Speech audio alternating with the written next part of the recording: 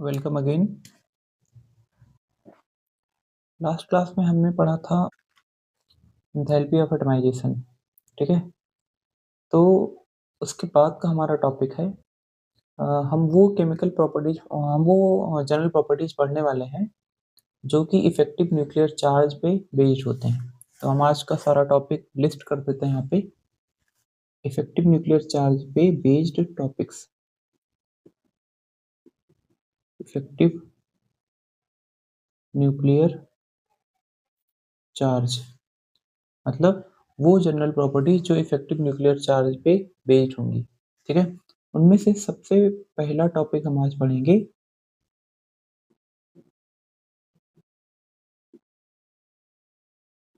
जो कि है एटॉमिक रेडियस। इसके बाद हमारा टॉपिक होगा जो कि इफेक्टिव न्यूक्लियर चार्ज पे बेस्ड होगा, वो है density and atomic volume. Density और एटॉमिक वॉल्यूम। तीसरा जो टॉपिक होगा हमारा, जो कि एक इम्पोर्टेंट टॉपिक भी होगा, जिसका नाम है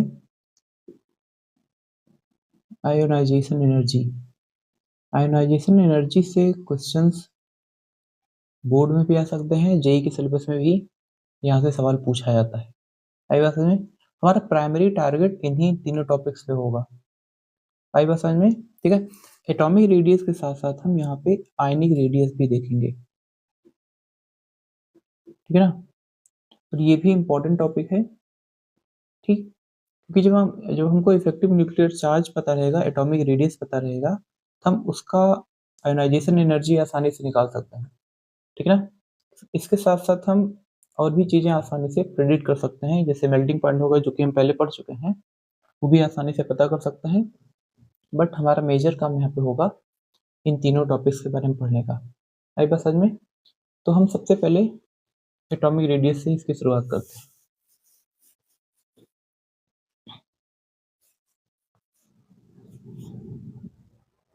बाहर बारिश हो रही है और बादल बहुत तेज गरज रहा है, तो उसकी वजह से थोड़ा सा नॉइस आ सकता है। ठीक है, तो क्या कर सकते हैं इसमें? सबसे पहला टॉपिक है एटॉमिक रेडियस।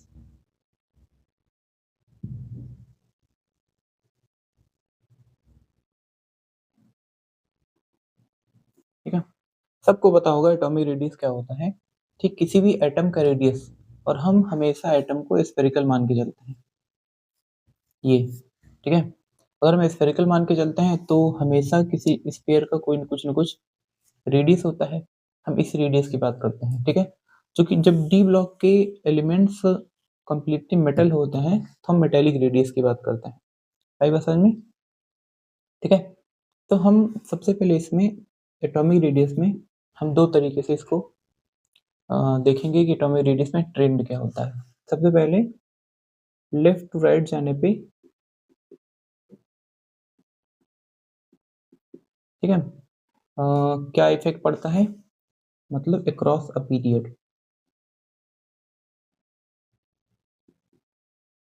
ठीक है ना, दूसरा हम ये देखेंगे कि top to bottom, top to bottom जाने पे, ठीक है, क्या फर्क पड़ता है। ठीक है, मतलब इन अ ग्रुप, एक ग्रुप में ऊपर से नीचे आने पे एटॉमिक रेडियस पे क्या फर्क पड़ता है। इतनी बात समझ में आई? तो हम सबसे पहले देखेंगे left to right across a period. अब left to right atomic radius हमको पता करने के लिए हमको क्या पता होना चाहिए? Effective nuclear charge. सबसे बेसिक, सबसे इंपॉर्टेंट चीज है इफेक्टिव न्यूक्लियर चार्ज। ठीक है, अब इफेक्टिव न्यूक्लियर चार्ज पहले हम लोग पढ़ चुके हैं क्लास 11 में, बट यहाँ पे थोड़ा सा आइडिया दे देते हैं। जैसे ये है फर्स्ट सेल है, सेकंड सेल है और ये थर्ड सेल है। ठीक है ना, मान लो थर्ड सेल में यहाँ पे कुछ इलेक्ट्रॉन्स हैं। ठीक है, मान लो एक इलेक्ट्रॉन है यहाँ पे या फिर दो इलेक्ट्रॉन मान लेते हैं। ठीक, फर्स्ट सेल में दो इलेक्ट्रॉन है, एक इलेक्ट्रॉन है, एक इलेक्ट्रॉन यहाँ पे, और यहाँ पे 2 3 4 5 6 7 मान लो 8 इलेक्ट्रॉन है। आई बात समझ में? अगर यहाँ पे 2 इलेक्ट्रॉन है तो न्यूक्लियस का जो पॉजिटिव चार्ज होगा, न्यूक्लियस का पॉजिटिव चार्ज वो इन दोनों इलेक्ट्रॉन्स पे ज्यादा लग रहा होगा क्योंकि डिस्टेंस कम है। अगर डिस्टेंस कम है तो न्यूक्लियस का ज्यादातर पॉजिटिव चार्ज इन दोनों इलेक्ट्रॉन्स को मिल रहा होगा। बचा खुचा पॉजिटिव चार्ज इन 8 इलेक्ट्रॉन्स को मिल रहा होगा जो कि सेकंड सेल में है। आई बात समझ में? जब इनसे जो पॉजिटिव चार्ज बचा होगा वो इन 2 इलेक्ट्रॉन्स को मिल रहा होगा। आई बात समझ में? तो इन 2 इलेक्ट्रॉन्स को जो पॉजिटिव चार्ज मिलता है, ठीक है, पूरे में से इन 2 इलेक्ट्रॉन्स को जितना मिल रहा है उसी को हम कहते हैं इफेक्टिव न्यूक्लियर चार्ज। ठीक है, मान लो यहाँ से 100 यूनिट का पॉजिटिव चार्ज निकल रहा है और इन 2 इलेक्ट्रॉन्स को कितना मिल रहा है, मान लो 30 यूनिट पॉजिटिव चार्ज मिल रहा है, तो इसी को हम कहते हैं इफेक्टिव न्यूक्लियर चार्ज। 100 को नहीं कहेंगे। इतनी बात समझ में आई ना? ठीक है, अब हम एक चीज ये देखते हैं कि 3D ब्लॉक में, मतलब 3D सीरीज में, डी ब्लॉक के 3D सीरीज के एलिमेंट्स में लेफ्ट से राइट जाने पे, लेफ्ट साइड अगर हम जाते हैं तो इफेक्टिव न्यूक्लियर चार्ज लगातार बढ़ता जाता है। इफेक्टिव न्यूक्लियर चार्ज इंक्रीज करेगा, और अगर इफेक्टिव न्यूक्लियर चार्ज इंक्रीज करेगा तो इसकी वजह से इफेक्ट क्या पड़ेगा, साइज, या फिर लिख दें यहाँ पे atomic radius. Atomic radius decrease करेगा। ये बहुत इंपॉर्टेंट लाइन है, इसको ध्यान रखना, ठीक है ना? इफेक्टिव न्यूक्लियर चार्ज का मतलब सबसे आउटर सेल में जो इलेक्ट्रॉन्स हैं, यहाँ पे जो सबसे आउटर सेल में इलेक्ट्रॉन्स हैं, इन इलेक्ट्रॉन्स पे अगर चार्ज ज्यादा लगेगा, न्यूक्लियस का चार्ज ज्यादा लगेगा, इसका मतलब न्यूक्लियस इस इलेक्ट्रॉन को, इन इलेक्ट्रॉन्स को अपनी तरफ खींच रहा है। अगर ये न्यूक्लियस इन इलेक्ट्रॉन्स को अपनी तरफ खींच रहा है तो ये थोड़ा अंदर की तरफ शिफ्ट हो जाते हैं। पहले यहाँ थे, ये थोड़ा अंदर की तरफ शिफ्ट हो जाते हैं और इनका रेडियस कम हो जाता है। मतलब पहले रेडियस यहाँ पे था, पहले ये रेडियस थी, अब रेडियस ये हो जाती है। ठीक है ना? अब बस समझ में, लेफ्ट से राइट जाने पे इफेक्टिव न्यूक्लियर चार्ज इंक्रीज कर रहा है और एटॉमिक रेडियस डिक्रीज कर रहा है, और अगर एटॉमिक रेडियस डिक्रीज कर रहा है तो आ, उनका साइज छोटा होगा। आई बस समझ में? ठीक है, अब हम ये देखते हैं कि क्या फर्क पड़ता है। जैसे मान लो हम यहाँ पे लिखते हैं स्कैंडियम, थोड़ा स्पेस लेके लिखते हैं। ये रहा scandium, titanium, vanadium, chromium, manganese, iron, cobalt, nickel, copper और ये जिंक। अगर हम इन सब के एटॉमिक रेडियस की वैल्यू लिखें, ठीक है, इनके एटॉमिक रेडियस का एनसीईआरटी के अकॉर्डिंग इनकी एटॉमिक रेडियस की वैल्यू क्या होती है, ठीक है, पिकोमीटर में अकॉर्डिंग टू एनसीईआरटी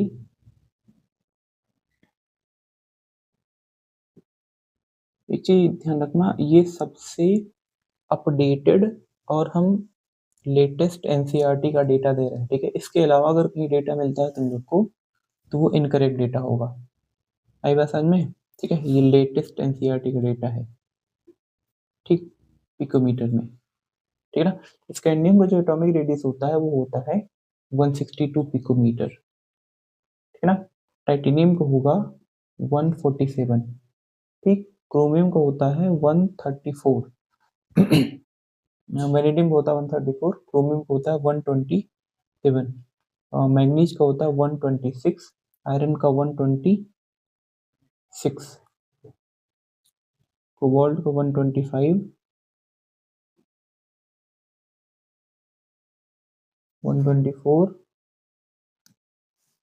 128 और 137। इतनी बात समझ में ना? लग रहा होगा यहाँ पे 126 और यहाँ पे भी 126 है, तो मैग्नीज और आयरन का रेडियस सेम होना चाहिए। ठीक है, एनसीईआरटी में लिखा ऐसा है, बट एक्चुअल में क्या होता है कि जो आयरन का, मैग्नीज का जो रेडियस होता है वो थोड़ा सा आयरन से बड़ा होता है, ये, ठीक है ना? ये बात ध्यान रखना। ठीक, नॉर्मली क्या होता है, जब हम लेफ्ट से राइट की तरफ आते हैं, लेफ्ट से राइट आते हैं, तो इस केस में इफेक्टिव न्यूक्लियर चार्ज माने कि जेड इफेक्टिव इंक्रीज करेगा, और अगर जेड इफेक्टिव इंक्रीज करेगा तो इनका साइज डिक्रीज करेगा। ठीक है, तो ये साफ साफ दिख रहा है। इसका साइज बड़ा होगा, इसका साइज उससे बड़ा होगा, यहाँ पे और यहाँ पे। कहीं कहीं किसी बुक में इसका रेडियस मिलता है 137 पिकोमीटर, 137 पिकोमीटर। ठीक है, बट वो ओल्ड एनसीईआरटी का डेटा है। ठीक, नई न्यू एनसीईआरटी के डेटा में मैग्नीज 126 पिकोमीटर ही मिलता है, और आयरन भी 126 पिकोमीटर ही मिलता है। ठीक है, ये कहीं कहीं 125 में मिलता है, या फिर कहीं कहीं 126 मिलता है। ठीक, अब वो डिपेंड करता है कि हम डेटा ले कहाँ से रहे हैं। ठीक है, अलग अलग बुक्स में ये अलग अलग डेटा मिलता है। ठीक है, बट हमको ये मान के चलना है मैग्नीज आयरन से बड़ा होता है। ठीक है, क्योंकि क्वेश्चन जब पूछा जाएगा तो उसमें तुम लोग को यही आंसर लगा के आना है कि मैग्नीज जो होता है वो आयरन से बड़ा होता है। ठीक है, आयरन कोबाल्ट और निकिल का जो रेडियस होता है वो ऑलमोस्ट सिमिलर होता है, यही आंसर लगा के आना है तुम लोग को। ठीक है, और निकिल और कॉपर के रेडियस दिख रहा होगा तुम लोग को, इसका रेडियस बड़ा होता है और इसका रेडियस और ज़्यादा बड़ा होता है। ठीक है ना, अब इसका रीजन क्या है जो तुम लोग को लिख के आना है। 137 तो हमको याद ही नहीं करना है मैग्नीज का कि 137 पिकोमीटर होता है, क्योंकि पुराने एनसीईआरटी की बुक्स में वैसे ही दिया गया है, जो कि एकदम गलत है। ठीक है, लेटेस्ट डेटा है वो 126 पिकोमीटर है। लेफ्ट राइट, स्कैंडियम से मैग्नीज तक, ठीक है, रेडियस लगातार डिक्रीज करेगी। स्कैंडियम से मैग्नीज तक रेडियस लगातार डिक्रीज करेगा। क्यों? क्योंकि यहाँ पे जेड इफेक्टिव जो होता है, इफेक्टिव न्यूक्लियर चार्ज, वो डोमिनेटिंग फैक्टर होता है, डोमिनेटिंग फैक्टर होता है। आई बात समझ में? लेकिन जैसे ही हम मैग्नीज के इधर आते हैं, ठीक है, यहाँ पे होगा D5 कॉन्फ़िगरेशन जो कि हाफ फिल्ड होता है।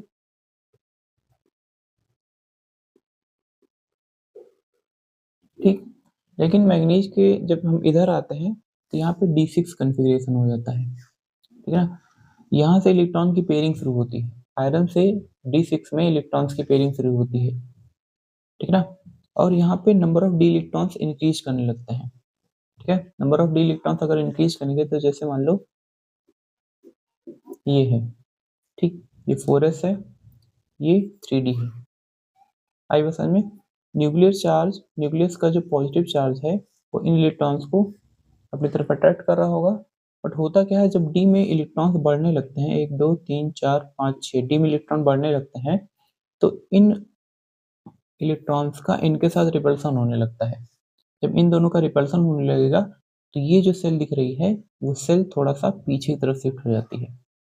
आ रही बात समझ में? जब इन दोनों इलेक्ट्रॉन्स में रिपल्सन होने लगेगा तो ये जो 4s सेल दिख रही है वो थोड़ा सा पीछे की तरफ शिफ्ट हो जाती है और रेडियस थोड़ा सा बढ़ जाता है। ठीक है ना, यहाँ से इंटर इलेक्ट्रॉनिक मतलब ये जो रिपल्सन दिख रहा है, ये रिपल्सन और ये effective nuclear charge Z effective, ये दोनों एक दूसरे को बैलेंस करने लगते हैं। मतलब जितना पावर से effective nuclear charge in electrons को अपनी तरफ खींच रहा होगा, उतनी ही पावर से ये जो अंदर वाले इलेक्ट्रॉन्स हैं, 3d के इलेक्ट्रॉन्स हैं, वो 4s पे बाहर की तरफ फोर्स लगा रहे होंगे। ठीक है ना, तो D6 माने कि आयरन कोबाल्ट और निकेल, इन तीनों एटम्स के लिए, इन दोनों एलिमेंट्स के लिए जो इफेक्टिव न्यूक्लियर चार्ज है और जो इंटर इलेक्ट्रॉनिक रिपल्सन है, inter electronic repulsion,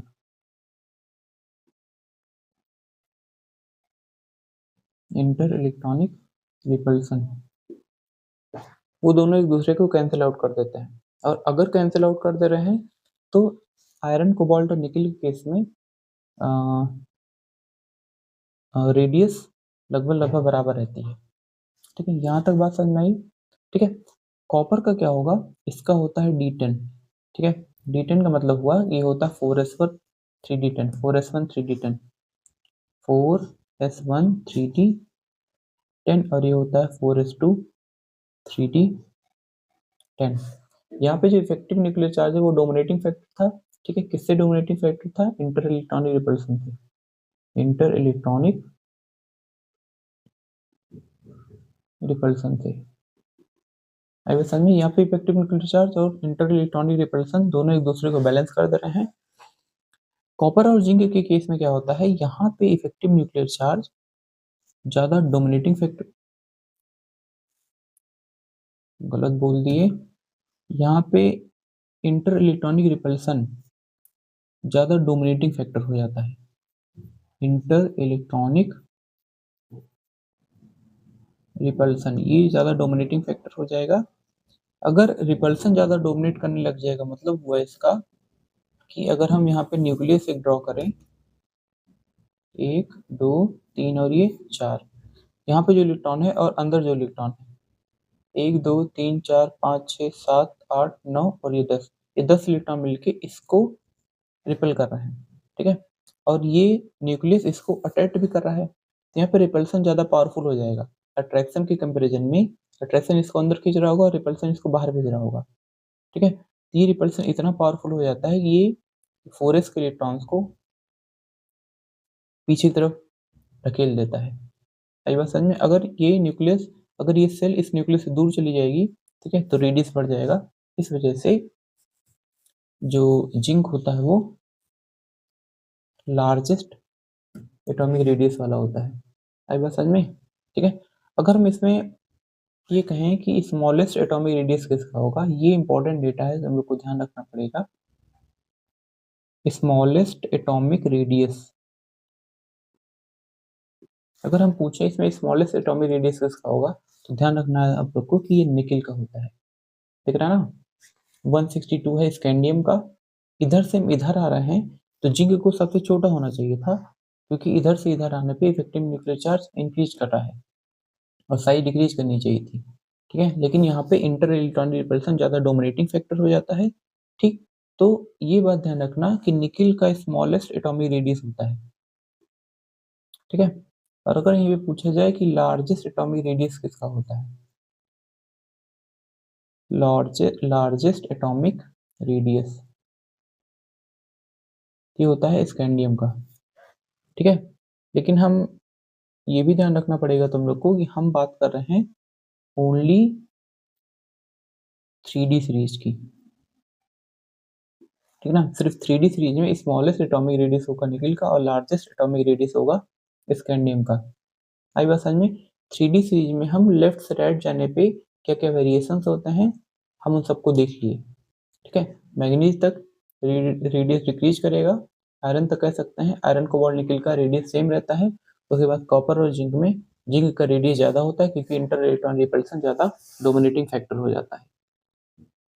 3D series में हम एक्सप्लेन कर दिए एटॉमिक रेडियस किस तरीके से चेंज होता है, ठीक है। और ये किसके बेस पे हो रहा है, इफेक्टिव न्यूक्लियर चार्ज के बेस पे, ठीक है।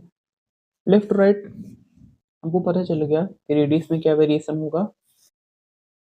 अब हम देखेंगे कि टॉप टू बॉटम अगर हम आ रहे हैं डी ब्लॉक एलिमेंट्स में, अगर हम टॉप टू बॉटम आ रहे हैं तो उनके एटॉमिक रेडियस को कौन सा फैक्टर इन्फ्लुएंस करता है, ठीक है। आई बात समझ में, तो अगर हम टॉप टू बॉटम आते हैं तो उनके एटॉमिक रेडियस पे क्या फर्क पड़ेगा, ठीक है। अच्छे से पता होगा तुम लोग को कि जैसे जैसे हम ऊपर से नीचे आते हैं, जैसे मान लो स्कैंडियम की बात कर रहे हैं, स्कैंडियम में हम ले लेते हैं कोई 20 एलिमेंट, जैसे मैग्नीज ले लेते हैं। भाई बात समझ में, इसका एटॉमिक नंबर होगा 25 और इसका इलेक्ट्रॉनिक कन्फिग्रेशन होगा argon 4s2 3d5, 4s2 3d5, 4s2 3d5। इसके नीचे आता है टेक्नीशियम, ठीक, जिसका एटॉमिक इलेक्ट्रॉनिक कन्फिग्रेशन होता है आर्गन। हमको एटॉमिक नंबर की भी जरूरत नहीं है क्योंकि हमको पता है 4s का ये 5s2 हो जाता है और 3d का यहाँ पे 4d5 हो जाता है, ठीक है। इसके नीचे आता है रीटियम, जिसका इलेक्ट्रॉनिक कन्फिग्रेशन होता है ये 4 का 5, 5 का 6s2 और ये 3 4 है यहाँ पे 5d5। 5 समझ में, सॉरी यहाँ पे आर्गन नहीं लेंगे, ठीक है। आर्गन के बाद यहाँ पे होता है क्रिप्टॉन और यहाँ पे होता है जेनॉन। ठीक है, आर्गन, क्रिप्टॉन, जेनॉन। ठीक है। और एक चीज और ध्यान रखना कि जब हम रीनियम लिखते हैं तो उसके पहले 4f14 6s2 3 4 और यहाँ पे 5d5 लिखते हैं। ये इसका पूरा इलेक्ट्रॉनिक कन्फिगरेशन होता है। इतनी बात समझ में आई ना? हम देख रहे हैं जब हम मैग्नीज से टेक्नीशियम की तरफ आ रहे हैं तो एक सेल बढ़ जा रहा है, 3 से 4 हो जा रहा है। ठीक है। और जब हम टेक्नीशियम से रीनियम की तरफ जा रहे हैं तो एक सेल और बढ़ जा रहा है। ठीक है। 4 5 और ये 6, मतलब यहाँ पे n इक्वल टू 4 है, यहाँ पे n इक्वल टू 5 है और यहाँ पे n इक्वल टू 6 है। अब n इक्वल टू 4 का मतलब क्या हुआ, 5 का मतलब क्या हुआ, 6 का मतलब क्या हुआ कि जैसे हम ऊपर से नीचे की तरफ आ रहे हैं तो एक सेल बढ़ जा रही है। एक सेल बढ़ने का मतलब हुआ जैसे 1 2 3 4 सेल थी। ठीक है। कहाँ पे? 3D सीरीज में अगर 4 सेल थी तो 1 2 3 4 5, 4D सीरीज में 5 सेल होगी। ठीक है। 1 2 3 4 5 6 और 5D सीरीज में 6 सेल्स होंगी। ठीक ना? तो 3D से 4D आने पे एक सेल बढ़ जा रहा है, 4D से 5D आने पे एक सेल बढ़ जा रहा है। अब इस एक सेल बढ़ने का इफेक्ट क्या पड़ता है, देखो ध्यान से। यहाँ से अगर हम यहाँ तक देखें, यहाँ से हम यहाँ तक देखें और यहाँ से हम यहाँ तक देखें, कौन सी लाइन बड़ी लग रही है? इसकी लाइन बड़ी लग रही है। तो टॉप टू बॉटम क्या हो रहा है? Atomic radius, atomic radius obviously increase करना चाहिए और इंक्रीज करता भी है। ठीक है। तो 3D से 4D आने पे एटॉमिक रेडियस इंक्रीज करेगा। ये बात ध्यान रखना कि हम 3D से 4D आने पे की बात कर रहे हैं। ठीक है। लेकिन जब हम 4D से 5D जाते हैं तो एटॉमिक रेडियस में उतना सिग्निफिकेंट असर नहीं दिखता है। एटॉमिक रेडियस उतना ज़्यादा नहीं बढ़ता है जितना बढ़ना चाहिए था। आ रही बात समझ में? ठीक है। मतलब कि 4D से 5D जाने पे हमको एटॉमिक रेडियस उतना ज़्यादा बढ़ता हुआ नहीं दिखाई पड़ता है जितना 3D से 4D आने पे इंक्रीमेंट दिखाई पड़ता है। ठीक है। ऐसा क्यों होता है? इसको हम एक्सप्लेन करते हैं लेंथेनाइट कॉन्ट्रैक्शन से। लेंथेनाइट कॉन्ट्रैक्शन से। तो 3D से 4D आने पे हमको एकदम डाउट नहीं है कि रेडियस इंक्रीज ही करेगा, बट 4D से 5D आने पे रेडियस उतना इंक्रीज नहीं करेगा जितना करना चाहिए था। इसका मतलब हुआ कि 4D और 5D एलिमेंट्स का जो रेडियस होगा वो लगभग बराबर होगा, जबकि 3D के एलिमेंट्स का जो रेडियस होगा वो ज़्यादा होगा। ये है इसका कंक्लूजन। 3D का रेडियस सबसे ज़्यादा होगा, उसके बाद 4D और 5D का रेडियस सिमिलर होगा। इसका रीजन है लेंथेनाइड कॉन्ट्रैक्शन, लेंथेनाइड कॉन्ट्रैक्शन। अब हमको बेसिक बेसिक ये पढ़ना है कि लेंथेनाइड कॉन्ट्रैक्शन होता क्या है। ठीक है। अगर हम ये पढ़ लें तो हमको सारी रेडियस के बारे में आइडिया लग जाएगा कि डी ब्लॉक एलिमेंट्स में रेडियस का वेरिएशन कैसे होता है, उनमें चेंज कैसे आता है। तो अब हम पढ़ने जा रहे हैं कि लेंथेनाइड कॉन्ट्रैक्शन क्या होता है, जो कि बहुत इंपॉर्टेंट टॉपिक है। इसको थोड़ा ध्यान से समझिएगा क्योंकि ये बहुत इंपॉर्टेंट टॉपिक है और ये एग्जाम में 100% आ सकता है। अरे बस समझ में। तो लेंथेनाइड कॉन्ट्रैक्शन होता क्या है? ठीक है। अगर हम बात करें लेंथनम की, ठीक, तो हमको पता है अच्छे से कि लेंथनम का जो एटॉमिक नंबर होता है वो होता है 57। ठीक है। और हम आप लोग को बताए थे कि लेंथनम के बाद 58 से लेके 71 तक एलिमेंट्स को अलग पीरियोडिक टेबल के नीचे रखा गया है। ठीक है। उनको ए ब्लॉक एलिमेंट्स कहा जाता है। ठीक। अब वो कहाँ से कहाँ तक है? वो है सीरियम से सीरियम होगा, उसके बाद प्रोमीथियम होगा, उसके बाद लास्ट में क्या आएगा यहाँ पे, जैसे अगर हम बढ़ते जाएंगे, अगर यहाँ पे एक और लिख ले नियोडाइमियम, लास्ट में यहाँ पे क्या आएगा ल्यूटेटियम। ठीक है ना? सीरियम, प्रोमीथियम, नियोडाइमियम और यहाँ पे ल्यूटेटियम आता है। ठीक है। तो इसके बाद लेंथनम के बाद यहाँ पे क्या आएगा, लेंथनम के जस्ट बाद यहाँ पे आएगा हाफनियम। ठीक है ना? उसके बाद आएगा यहाँ पे टेंटलम पेंडुलम से आगे बढ़ते जाएंगे अगर हम, तो यहाँ पे आता है सबसे लास्ट में मरकरी, ठीक ना। तो अगर हम इसको थोड़ा समझने का प्रयास करें तो होगा क्या यहाँ पे, जैसे हम 57 के बाद ये होगा 58, ये होगा 71, ये होगा 72 और ये होगा 72 के बाद यहाँ पे ये होगा 80। एटॉमिक नंबर होगा इसका 80, क्योंकि यहाँ पे 9 एलिमेंट होंगे। 72 प्लस 9 और 8 एलिमेंट होंगे, 72 प्लस 8 80, ठीक है।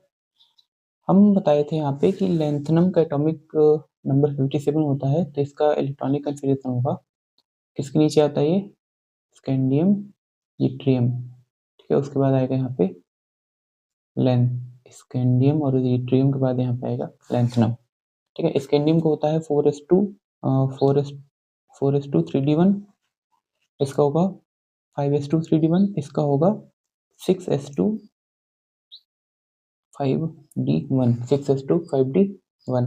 अगर इसका 6s2 5d1 होगा तो 58 इसका कितना होगा, यहाँ पे होगा 4f1 6s2 5d1। ये बात ध्यान रखिएगा कि 6s2 4f1 6s2 5d1 होगा इसका इलेक्ट्रॉनिक कन्फिग्रेशन। मतलब यहाँ से 4f1 की फिलिंग शुरू होगी, इसका होगा ऐसे ही 4f2 6s2 5d1, इसका होगा ऐसे 4f3 6s2 5d1।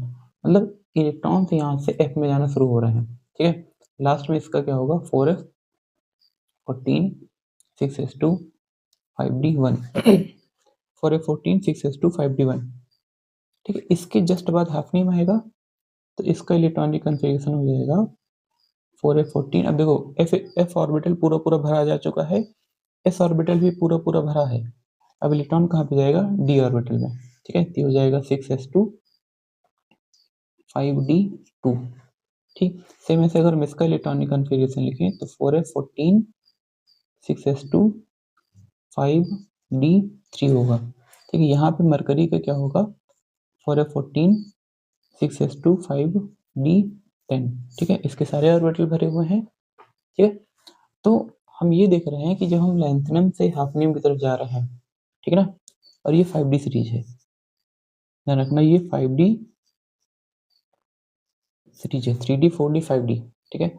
5d series में क्या हो रहा है, जब हम लैंथनम से हाफनियम की तरफ जा रहे हैं, बीच में ये f ऑर्बिटल पूरा पूरा भरा जा चुका है, ठीक है। अब f ऑर्बिटल, ये जो f सबसेल होता है, ठीक है, ये इसकी शील्डिंग पावर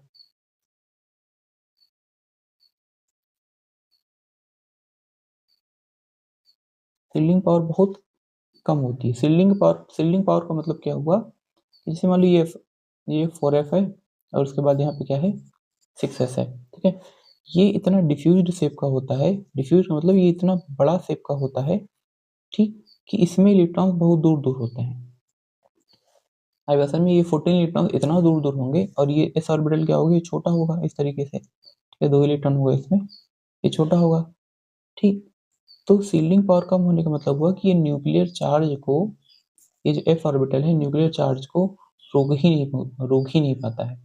होना क्या चाहिए था, इन 14 इलेक्ट्रॉन्स को, इस न्यूक्लियर चार्ज को s तक पहुंचने से रोक लेना चाहिए था। मतलब इसका force of attraction s orbital के इलेक्ट्रॉन्स पे नहीं लगना चाहिए था।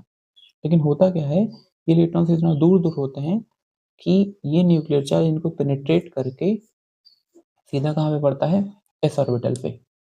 आई बात समझ में। अगर सारा सारा force of attraction S orbital के इलेक्ट्रॉन्स को मिलेगा, तो ये जो 6s ऑर्बिटल है वो थोड़ा सा पीछे की तरफ शिफ्ट हो जाता है, ठीक है। अगर एस ऑर्बिटल थोड़ा सा पीछे की तरफ शिफ्ट हो जाएगा तो इसका एटॉमिक रेडियस या फिर कह सकते हैं साइज डिक्रीज कर जाएगा। इसी को कहा जाता है लेंथेनाइड कॉन्ट्रैक्शन। लेंथेनाइड कॉन्ट्रैक्शन क्यों कहा जाता है, क्योंकि लेंथनम के बाद वाले एलिमेंट्स पे ये लग रहा है, ठीक है। ध्यान रखना, लेंथनम के बाद वाले एलिमेंट्स पे लग रहा है, इसलिए इसको लेंथेनाइड कॉन्ट्रैक्शन कहा जाता है, जिसकी वजह से साइज डिक्रीज हो जाती है, ठीक है ना। एक चीज ये ध्यान रखना कि इसमें 4f के 4s के जो इलेक्ट्रॉन्स है उनकी शील्डिंग पावर कम होती है और 6s पीछे चला जाता है। ठीक है, तो ये दो ऑर्बिटल्स का नाम भी ध्यान रखना जरूरी है कि लेंथेनाइट कॉन्ट्रैक्शन लेंथेनम के बाद लगता है और इसमें 4s ऑर्बिटल का साइज इतना ज़्यादा बड़ा होता है कि वो उसकी शील्डिंग पावर कम हो जाती है और 6s इलेक्ट्रॉन न्यूक्लियस से बहुत ज़्यादा अटैक्ट होता है और वो पीछे की तरफ शिफ्ट हो जाता है। ठीक है, अगर एग्जाम में आएगा तो ऐसे लिखना पड़ेगा तुम लोग को। ठीक, तो लेंथेनाइट कॉन्ट्रैक्शन अगर यहाँ से एक्सप्लेन हो गया हो तुम लोग को, तो अगर हम आगे एक्सप्लेन करें, ये जो 4f1 है, 2 है, 3 है और ये 14 है। ठीक, ये क्या यहाँ सीरियम से लेके ल्यूटेटियम तक क्या हो रहा है कि इलेक्ट्रॉन तो लगातार बढ़ते जा रहे हैं, ठीक है ना, लेकिन साथ साथ ये प्रोटॉन भी बढ़ते जा रहे हैं। प्रोटॉन बढ़ रहे हैं इसका मतलब न्यूक्लियस पावरफुल होता जा रहा है और अगर न्यूक्लियस पावरफुल होता जा रहा है और ये जो 4f के इलेक्ट्रॉन्स हैं वो न्यूक्लियस की पावर को रोक नहीं पा रहे हैं, न्यूक्लियस पावरफुल होता जा रहा है लेकिन 4f के इलेक्ट्रॉन्स न्यूक्लियस की पावर को रोक नहीं पा रहे हैं, सारा सारा पॉजिटिव चार्ज 6s के इलेक्ट्रॉन को मिल रहा है, तो इतना ज़्यादा न्यूक्लियर चार्ज बढ़ जाएगा कि ये 6s शिफ्ट होके पीछे की तरफ चला जाएगा, मतलब काफ़ी पास पहुंच जाएगा न्यूक्लियस के। आ रही है बात समझ में? ये 6s कॉन्ट्रैक्ट होके न्यूक्लियस के पास पहुंच जाएगा, इस वजह से सीरियम से ल्यूटेटियम तक इफेक्टिव न्यूक्लियर चार्ज काफ़ी ज़्यादा बढ़ चुका होता है। सीरियम से ल्यूटेटियम तक इफेक्टिव न्यूक्लियर चार्ज अगर बहुत ज़्यादा बढ़ चुका है, इसकी वजह से क्या होगा, जब हम हाफनियम तक पहुंचते हैं तो हाफनियम की साइज, जो हाफनियम का एटॉमिक रेडियस है वो 4d सीरीज के जर्कोनियम के बराबर हो जाता है। ठीक है, 4d सीरीज के जर्कोनियम के बराबर हो जाता है। ठीक, ये बात इंपॉर्टेंट है। आई बात समझ में? इसके उसके ऊपर कौन आएगा, टाइटेनियम। ये होगा 3d सीरीज का, ये होगा 4d सीरीज का और ये हाफनियम होगा 5d सीरीज का। ठीक है, तो टाइटेनियम से जब 3d सीरीज से 4d सीरीज में आ रहे हैं तो रेडियस बढ़ रहा है, लेकिन जब हम 4d सीरीज से 5d सीरीज में आ रहे हैं तो जर्कोनियम और हाफनियम का रेडियस लगभग लगभग बराबर हो जाता है। मतलब क्या हो रहा है, मतलब क्या हुआ है कि 4d सीरीज और 5d सीरीज के रेडियस में बहुत ज़्यादा अंतर नहीं होता है, जबकि 3d और 4d सीरीज के रेडियस में बहुत ज़्यादा गैप होता है। ठीक है, ये सारे क्वेश्चन एग्जाम में पूछे जाते हैं। ठीक, अगर यहाँ पे वेनेडियम की बात करें तो इसके नीचे आएगा नायोबियम और यहाँ पे आएगा टेंटलम। तो नायोबियम और टेंटलम का एटॉमिक रेडियस भी लगभग बराबर होता है। ठीक, रीजन क्या होगा इसका, वही सेम लेंथेनाइट कॉन्ट्रैक्शन जो कि अभी हम एक्सप्लेन किए। इतनी बात समझ में आ रही है? तो लेंथेनाइट कॉन्ट्रैक्शन समझ में आ गया है? अगर नहीं समझ में आया है तो इसको एक बार आप रिपीट करके देखिएगा, आसानी से आपको समझ में आ जाएगा। तो जर्कोनियम और हाफनियम का एटॉमिक रेडियस लगभग लगभग सिमिलर होता है। ये सवाल एग्जाम में पूछा गया है। एटॉमिक रेडियस जर्कोनियम और हाफनियम का सिमिलर होने की वजह से इनको इनकी फिजिकल और केमिकल प्रॉपर्टीज सेम होती हैं। ये बात ध्यान रखने वाली है, इंपॉर्टेंट है कि हाफनियम, अगर हम यहाँ पे एक्चुअल डेटा लिख दें तो 4d सीरीज का जर्कोनियम और 5d सीरीज का हाफनियम, जर्कोनियम का एटॉमिक रेडियस होता है 160 पिकोमीटर और ये है 4d सीरीज का। हाफनियम का एटॉमिक रेडियस होता है 159 पिकोमीटर जो कि है 5d सीरीज का। ठीक है, तो 4d से 5d आने पे एक सेल बढ़ जाती है, तो रेडियस इसका काफ़ी ज़्यादा होना चाहिए था हाफनियम का, बट लेंथेनाइट कॉन्ट्रैक्शन की वजह से इसका रेडियस जर्कोनियम से भी कम हो जाता है। एक पॉइंट का डिफरेंस है और एक पॉइंट के डिफरेंस को उतना बड़ा डिफरेंस नहीं माना जाएगा। ठीक है, इस वजह से इन दोनों की केमिकल एंड फिजिकल प्रॉपर्टीज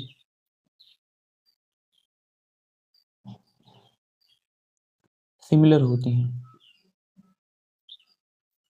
ठीक है, केमिकल और फिजिकल प्रॉपर्टीज सिमिलर होती हैं। ठीक है, और अगर इनका एटॉमिक रेडियस लगभग बराबर है तो इनका सेपरेशन बहुत मुश्किल हो जाता है। सेपरेशन का मतलब अगर इन दोनों को मिक्स करके रख दिया जाए तो इनको आसानी से अलग नहीं किया जा सकता। ठीक है, सेपरेशन बिकम्स डिफिकल्ट।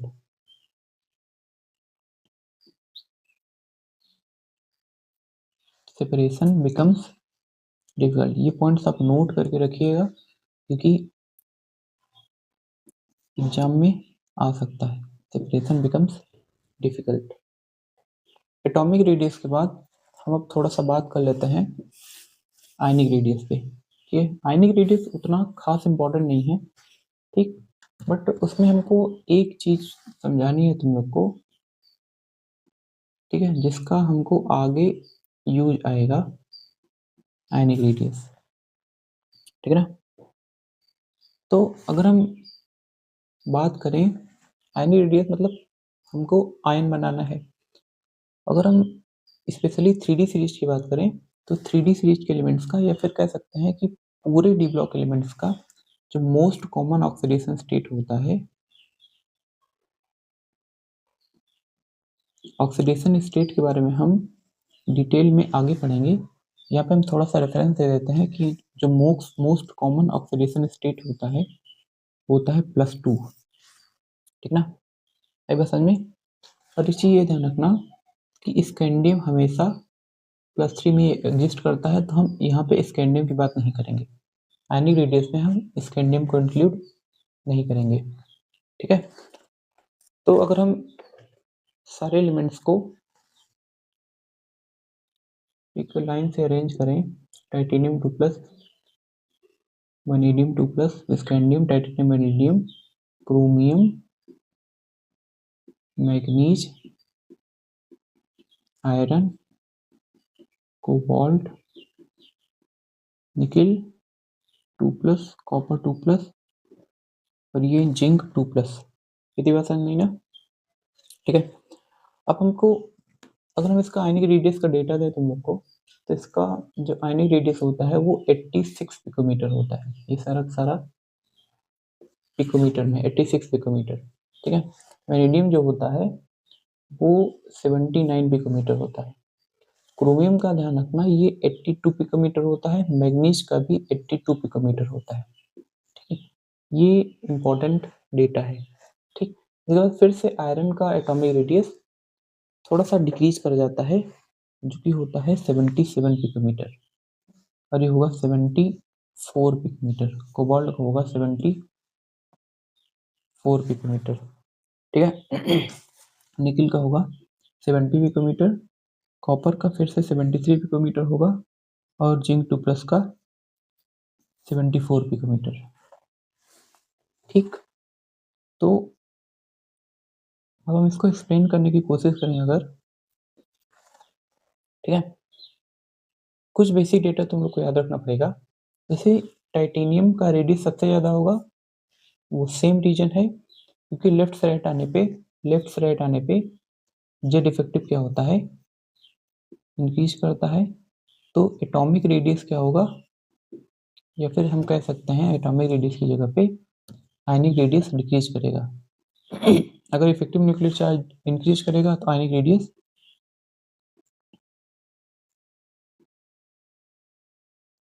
डिक्रीज करेगा। हमको साथ साथ डेटा में दिख भी रहा है कि 86 से 74 तक आने में रेडियस लगातार डिक्रीज कर रहा है। अगर हम ये दो एक्सेप्शन छोड़ दें तो 86 से 79 है, 79 के बाद 77, 74, 70, उसके बाद यहाँ पे कॉपर का अचानक से बढ़ जाता है, और कॉपर से ज़्यादा जिंक का हो जाता है, ठीक है। हम ये सब एक्सप्लेन करेंगे, ठीक है।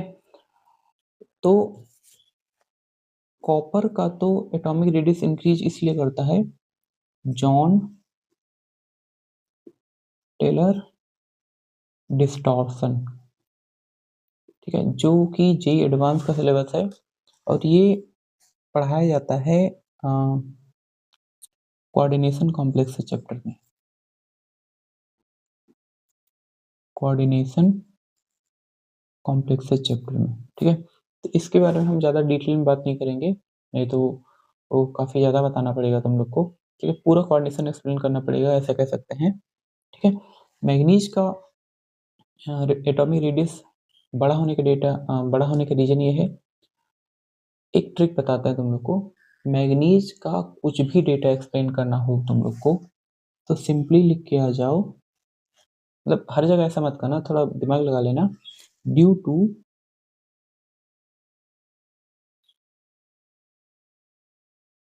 Half filled, due to stable half filled electronic configuration, due to stable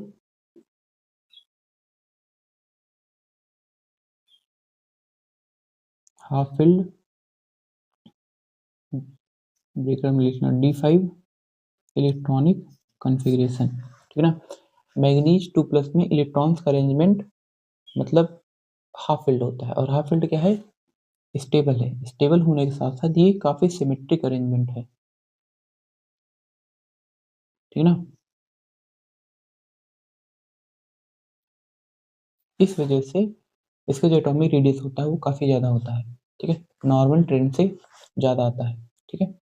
और ये भी कह सकते हैं कि यहाँ से D5, जैसे यहाँ पे कॉपर में, अगर कॉपर में 2+ आएगा तो कॉपर का इलेक्ट्रॉनिक कॉन्फ़िगरेशन होता है 4s1 3d5। 2+ आने का मतलब हुआ कि इसका ये हो गया D4, एक इलेक्ट्रॉन यहाँ से गया, एक इलेक्ट्रॉन यहाँ से गया, यहाँ पे हो गया D4, ठीक है। ये कितना होगा, ये होगा D2, ये होगा D3, D4, और ये होगा D5, ठीक है। इसमें GTD होता है, जॉन टेलर डिस्टॉर्शन। अगर ये D5 है तो हाफ इलेक्ट्रॉनिक कन्फिग्रेशन होगा। आयरन 2+ को हम एक्सप्लेन करेंगे 82 से 77। आयरन का एटॉमिक रेडियस डिक्रीज करने के रीजन को हम एक्सप्लेन कर सकते हैं, क्योंकि यहाँ पे जेड इफेक्टिव इंक्रीज कर जाता है, ठीक है, क्योंकि हमको पता है जेड इफेक्टिव इंक्रीज करता है, लेफ्ट से राइट आने पे जेड इफेक्टिव इंक्रीज करता है, ठीक है। उसके बाद 77 के बाद 74 डिक्रीज कर रहा है, ये डिक्रीज कर रहा है, और उसके बाद ये अचानक से बढ़ जाता है, ठीक है, यहाँ तक डिक्रीज करता है। तो यहाँ तक हम एक्सप्लेन करेंगे कि जेड इफेक्टिव इंक्रीज कर रहा है, ठीक है। इस केस को हम एक्सप्लेन करेंगे कॉपर को, कॉपर से जिंक तक जाने में इंटर इलेक्ट्रॉनिक रिपल्सन काफी ज्यादा बढ़ चुका होता है, इंटर इलेक्ट्रॉनिक रिपल्सन काफी ज्यादा बढ़ चुका होता है, ठीक है, जिसकी वजह से जिंक की साइज काफी ज्यादा बढ़ जाती है। Inter electronic repulsion, inter electronic repulsion, ठीक है। ये बात ध्यान रखना तुम लोग। अगर हम ये बात करें कि लार्जेस्ट आयनिक रेडियस किसका होता है, लार्जेस्ट आयनिक रेडियस,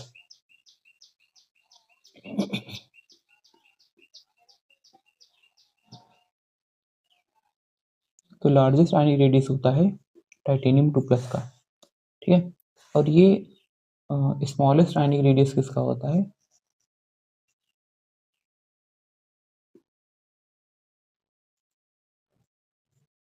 फिर से निकेल 2+ का। ये बात ध्यान रखने वाली जरूरत, इस बात को ध्यान रखने की जरूरत है, ये बात ध्यान रखने वाली है, ठीक है। अगर ये बात समझ में, ये बात जरूर ध्यान रखना कि निकिल का जो आयनिक रेडियस है वो छोटा है, और जो निकिल का एटॉमिक रेडियस है वो भी काफी छोटा है, मतलब 124 पिकोमीटर, ठीक है। अगर हम डेटा सही दे रहे हैं तो निकिल का जो एटॉमिक रेडियस है वो 124 पिकोमीटर होता है। हमारी बात समझ में, ठीक है। ये डेटा अगर याद रहेगा तो हम आगे इससे एक और डेटा एक्सप्लेन करेंगे, जो कि हम पढ़ेंगे ऑक्सीडेशन में, ठीक, मतलब हम ऑक्सीडेशन पोटेंशियल को इससे एक्सप्लेन करेंगे। एक्सप्लेन कैसे करेंगे, ध्यान से देखना। जैसे मान लो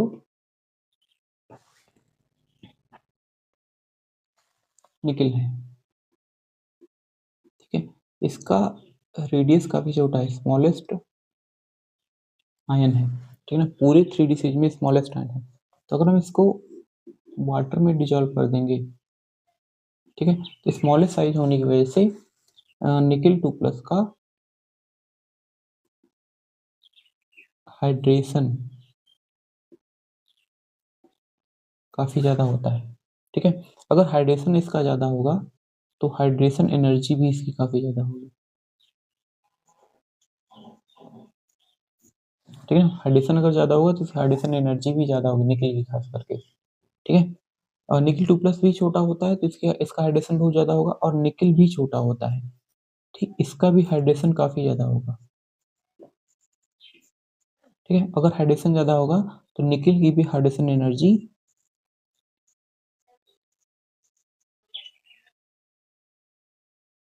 ज़्यादा होगी। इसका मतलब हुआ निकल को पानी में डालने के बाद जो एनर्जी रिलीज होती है वो काफ़ी ज़्यादा रिलीज होती है, ठीक है। अब इस यही एनर्जी इस्तेमाल होती है निकल से इलेक्ट्रॉन को बाहर निकलवाने के लिए, ठीक है।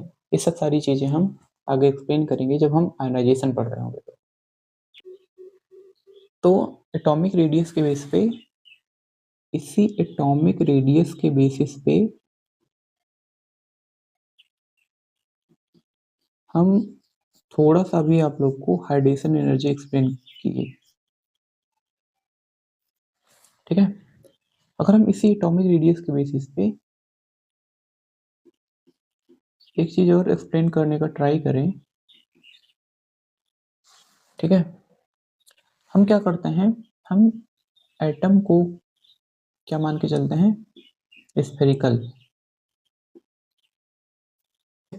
तो इसका जो वॉल्यूम होता है,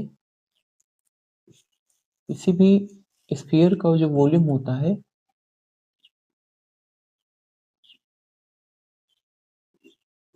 स्फीयर का जो वॉल्यूम होता है 4/3 पाई आर क्यूब होता है। मतलब जो वॉल्यूम हो गया वो रेडियस से डायरेक्टली कनेक्टेड है। मतलब अगर रेडियस इंक्रीज करेगा तो वॉल्यूम भी इंक्रीज करेगा। आ रही बात समझ में? और एक चीज ध्यान रखना, जब रेडियस में स्मॉल चेंज आता है, जब भी रेडियस में स्मॉल चेंज आएगा वॉल्यूम में लार्ज चेंज आएगा, ठीक ना। अगर रेडियस में थोड़ा सा भी चेंज आएगा तो वॉल्यूम में लार्ज चेंज आएगा। क्यों? क्योंकि रेडियस की पावर 3 वॉल्यूम के बराबर है, ठीक ना। रेडियस की पावर 3 वॉल्यूम के बराबर है।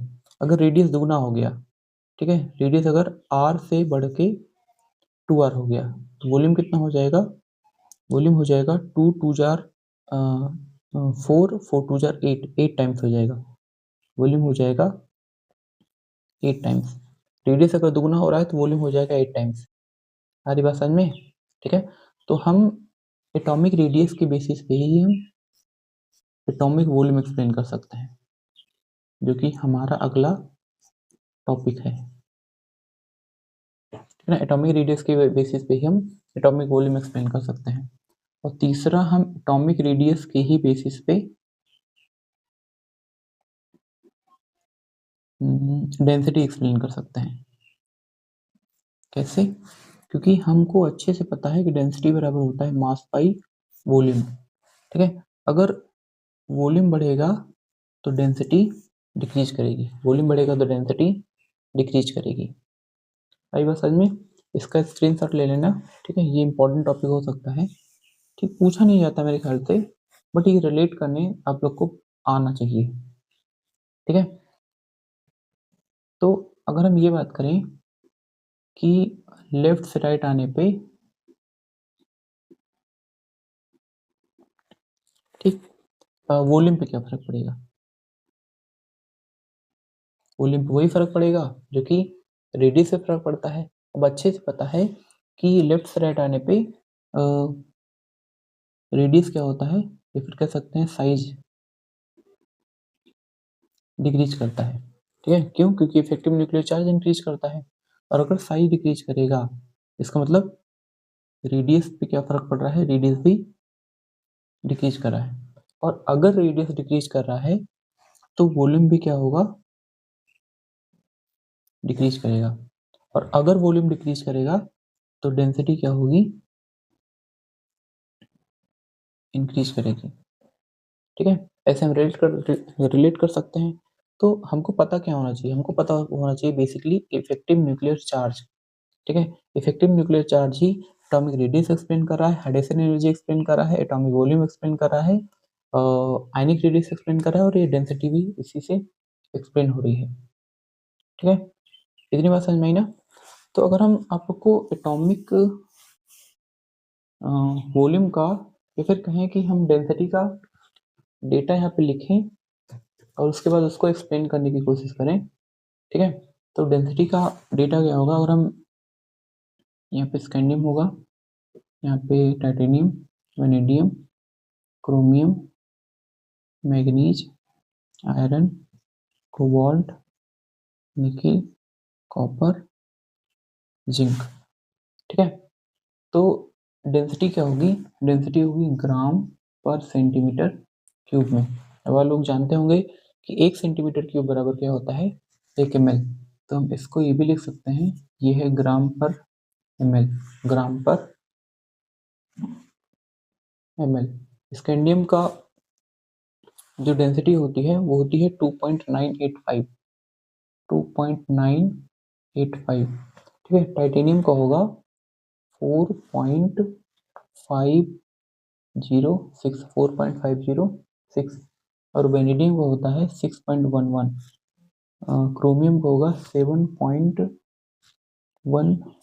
मैग्नीज का होगा 7.21, आयरन का होगा 7.874। ये डेटा हम टिप टिप लिख रहे हैं, ठीक है, क्योंकि किसी को इतना डेटा याद नहीं होता है और ना ही तुम लोग को एटॉमिक रेडियस का डेटा याद रखने की जरूरत है और ना ही डेंसिटी का डेटा याद रखने की जरूरत है। ठीक है, बस तुम लोग को ये फैक्टर समझने हैं कि किस पे डिपेंड करता है और कैसे वेरिएशन आ रहे हैं। ठीक है, कोबाल्ट का होगा 8.90, 8.90। निकिल का होगा 8.908, 8.908। कॉपर होगा 8.96, जिंक का होगा 7.14। ठीक है, हम इस ट्रेंड को समझने का प्रयास करते हैं। ठीक, कैसा क्यों हो रहा है? हमको साफ साफ दिख रहा है डेंसिटी 2 और उसके बाद यहाँ पे है 4, 2 4 6 7 7 7। मतलब लगातार हम कह सकते हैं कि लगातार डेंसिटी बढ़ रही है।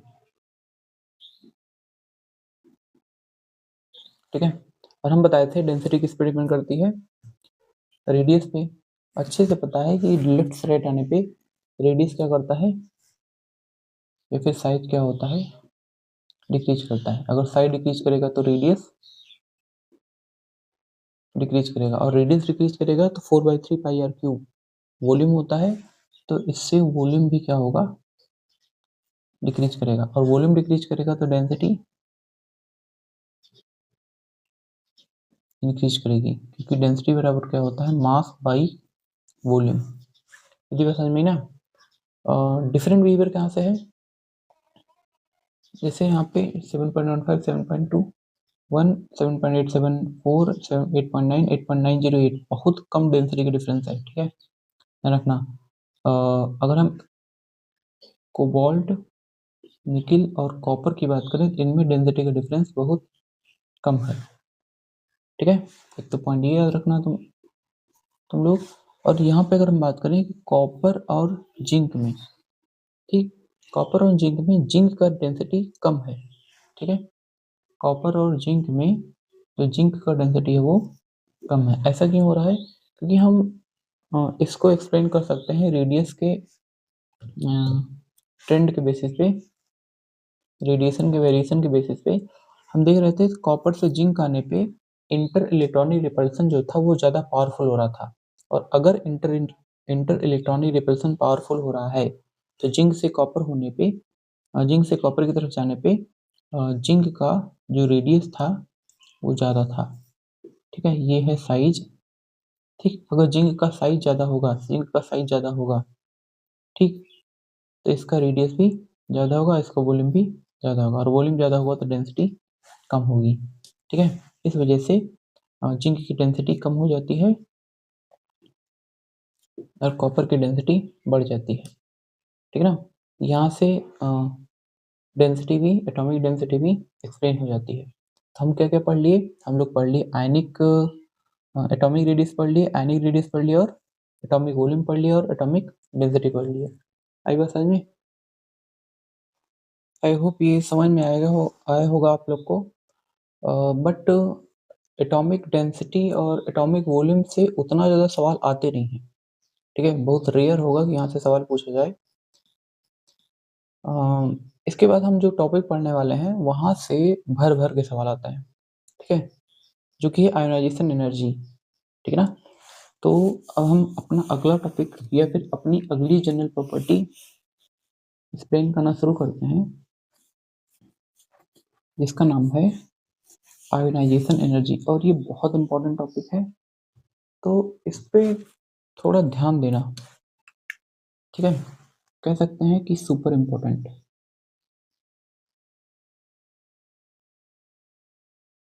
ठीक है ना? जो कि है आयोनाइज़ेशन एनर्जी।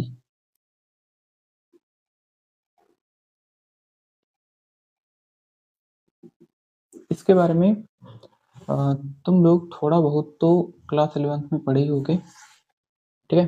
डी ब्लॉक हम भी पढ़ाए हैं, डी ब्लॉक एलिमेंट्स का, एस ब्लॉक एलिमेंट्स का और पी ब्लॉक एलिमेंट्स की आयोनाइज़ेशन एनर्जी का ट्रेंड, ठीक है? मेरा पैटर्न क्या होगा सबसे पहले हम हम लोग का मेन फोकस होगा 3D सीरीज की आयोनाइज़ेशन एनर्जी पे, खासकर 3D सीरीज, ठीक है? क्योंकि सवाल सबसे ज़्यादा यहीं से आता है, ठीक? हम सबसे पहले पढ़ेंगे 3D सीरीज की फर्स्ट आयोनाइज़ेशन एनर्जी के बारे में, उसको हम कंप्लीटली एक्सप्लेन करेंगे, ठीक है? यहाँ से भी सवाल कम आते हैं, सवाल आते हैं सेकंड आयोनाइज़ेशन एनर्जी से। उसके बाद हम लोग पढ़ेंगे सेकंड आयोनाइज़ेशन एनर्जी, उसको एक्सप्लेन करेंगे। उसके बाद हम लोग पढ़ेंगे थर्ड आयोनाइज़ेशन एनर्जी और सवाल यहाँ से भी आते हैं, कुछ गिने-चुने सवाल यहाँ से भी आते हैं, ठीक है? और first ionisation energy, second ionisation energy, third ionisation energy, ये सब हम 3D सीरीज का ही पढ़ेंगे, ठीक है? थोड़ा बहुत देख लेंगे, निकेल, पैलेडियम, प्लेटिनम का, जिंक, कैडमियम, मरकरी का, ठीक है? बट हमारा बेसिक जो सीरीज रहेगी वो 3D सीरीज ही रहेगी, ठीक है? हम सारी चीज़ें उसी पे एक्सप्लेन करेंगे, ठीक है? वही सिलेबस में है और वही हम लोग को पढ़ना भी है। आई बात समझ में? तो अगर हम एक जनरल ट्रेंड की बात करें कि आयोनाइज़ेशन एनर्जी होती क्या है? सबसे पहले आयोनाइज़ेशन एनर्जी देख लेते हैं क्या होती है। मान लो हमारे पास कोई मेटल है आयरन, जो कि सॉलिड स्टेट में है, ठीक है?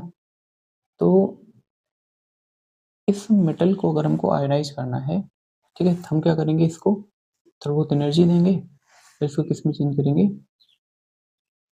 गैसियस एटम में, ठीक है? और उसके बाद यहाँ से हम इलेक्ट्रॉन को बाहर निकालेंगे, 2 इलेक्ट्रॉन को मान लो, तो अब मिलेगा आयरन का 2+, वो भी गैसियस स्टेट में, ठीक है? तो एक चीज़ ध्यान रखना कि हम ये जो एनर्जी दे रहे हैं, ये सॉलिड से गैस में चेंज करने को, इसको कहते हैं सब्लिमेशन एनर्जी,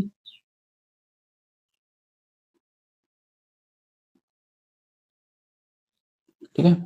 गैस से मतलब ये है isolated gaseous atom, isolated gaseous atom. अगर ये आइसोलेटेड गैसियस एटम है, तो इसमें से 2 इलेक्ट्रॉन निकालने के लिए हमको जो एनर्जी देनी पड़ेगी, ठीक है? इसी को हम, इस वाले को हम कहते हैं आयोनाइज़ेशन एनर्जी, आयोनाइज़ेशन एनर्जी। आई बात समझ में? सब्लिमेशन एनर्जी आयोनाइज़ेशन एनर्जी नहीं होता है। किसी गैसियस एटम से इलेक्ट्रॉन को निकालने के लिए हमको जो एनर्जी देनी पड़ती है, ठीक है? ये एंडोथर्मिक प्रोसेस है।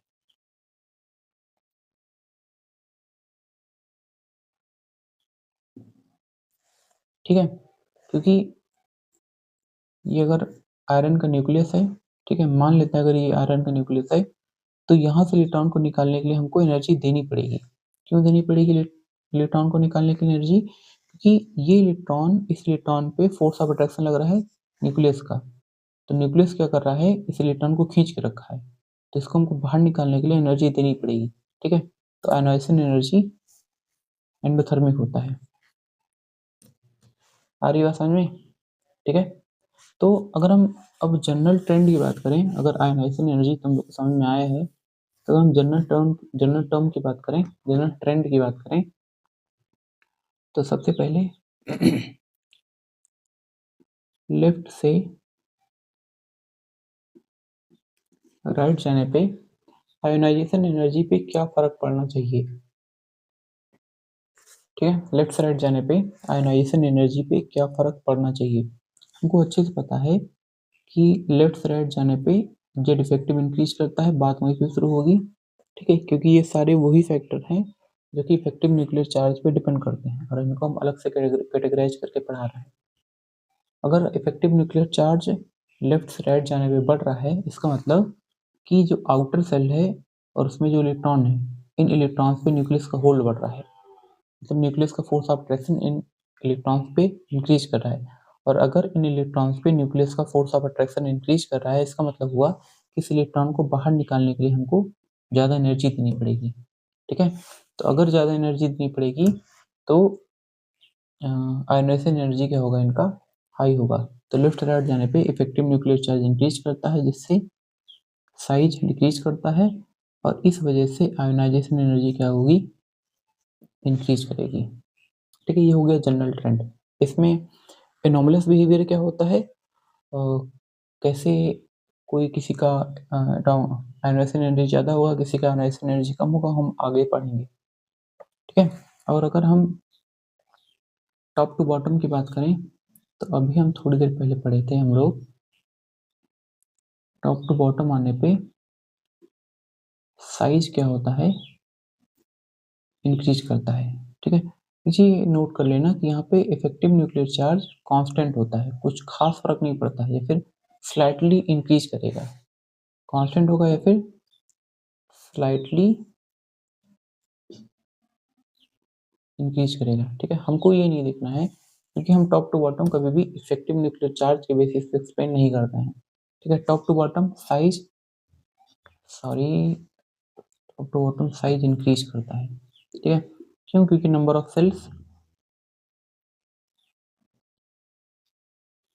इंक्रीज करते हैं। ठीक है, साइज बढ़ेगा और नंबर ऑफ सेल्स इंक्रीज करेंगे, और नंबर ऑफ सेल्स इंक्रीज करेंगी तो आयोनाइजेशन एनर्जी क्या होगी, डिक्रीज करेगी। नंबर ऑफ सेल इंक्रीज करने का मतलब क्या हुआ कि जैसे पहले 2 सेल होगी, फिर 3 सेल हो जाएगी, उसके बाद 4 सेल हो जाएगी। ठीक है, तो क्या होगा, साइज बढ़ता जाएगा, साइज बढ़ता जाएगा तो इलेक्ट्रॉन न्यूक्लियस से दूर होता जाएगा, और इलेक्ट्रॉन अगर न्यूक्लियस से दूर होता जाएगा कि इलेक्ट्रॉन को हम आसानी से बाहर निकाल सकते हैं, और अगर इलेक्ट्रॉन को आसानी से बाहर निकाल सकते हैं तो आयोनाइजेशन एनर्जी क्या होगी, कम होगी, क्योंकि कम एनर्जी देके हम इलेक्ट्रॉन को बाहर आसानी से निकाल पा रहे हैं।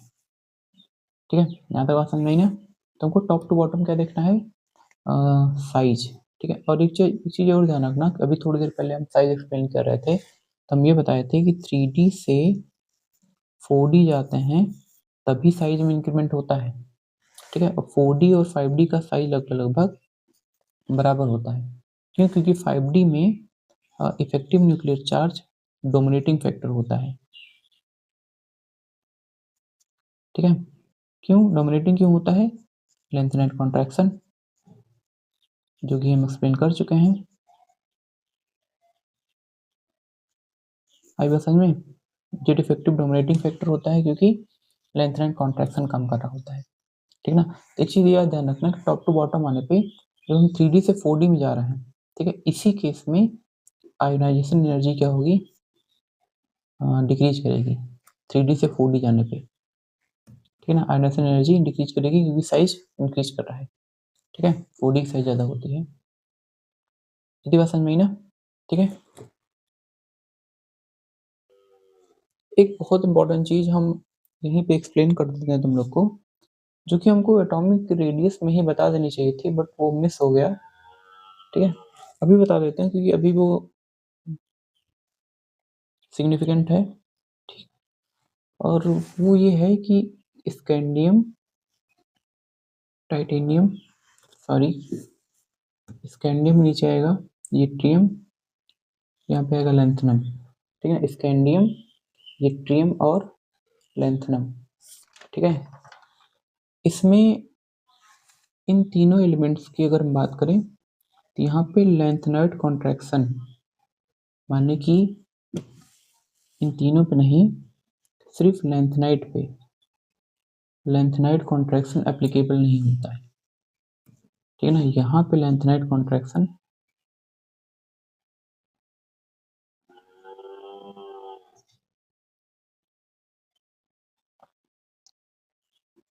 Not applicable.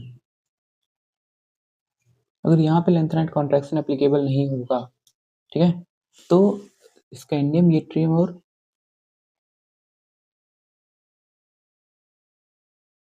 इनका रेडियस लगातार बढ़ता जाएगा। मतलब स्कैंडियम लेंथेनम बड़ा होगा, यट्रियम छोटा होगा, ठीक है। अब यहाँ पे लेंथेनाइड कॉन्ट्रैक्शन एप्लीकेबल क्यों नहीं होगा? क्योंकि जो भी लेंथेनाइड कॉन्ट्रैक्शन एप्लीकेबल होता है वो लेंथेनम के बाद वाले एलिमेंट्स पे लगता है। हम ये बात पे फोकस करने के लिए बोल रहे थे तुम लोग को, ये 57 एटॉमिक नंबर होता है और जो लेंथेनाइड कॉन्ट्रैक्शन लगता है वो 58 से 71 एटॉमिक नंबर्स वाले एलिमेंट पे लगता है। मतलब कि सीरियम से ल्यूटेटियम तक लगता है। आ रही बात समझ में? ठीक है। तो लेंथेनम पे अगर लेंथेनाइड कॉन्ट्रैक्शन नहीं लगेगा, ठीक, तो लेंथेनम का रेडियस जो होगा वो यट्रियम से बड़ा होगा, ये पूछा जा सकता है एग्जाम में, ठीक ना। अगर लेंथेनम का रेडियस बड़ा होगा, यट्रियम का रेडियस छोटा होगा, तो लेंथेनम का अगर इसका रेडियस बड़ा होने की वजह से इसकी आयोनाइजेशन एनर्जी क्या होगी? कम होगी, ठीक है। तो यट्रियम का अगर रेडियस लेंथेनम से छोटा है तो इसकी आयोनाइजेशन एनर्जी क्या होगी? ज़्यादा होगी। अगर हम इन तीनों में आयोनाइजेशन एनर्जी का ट्रेंड देखें तो इसकी आयोनाइजेशन एनर्जी कम होगी और इसकी आयोनाइजेशन एनर्जी ज़्यादा होगी, ठीक, क्योंकि इसका रेडियस क्या है? छोटा है। स्कैंडियम, इसका रेडियस छोटा है,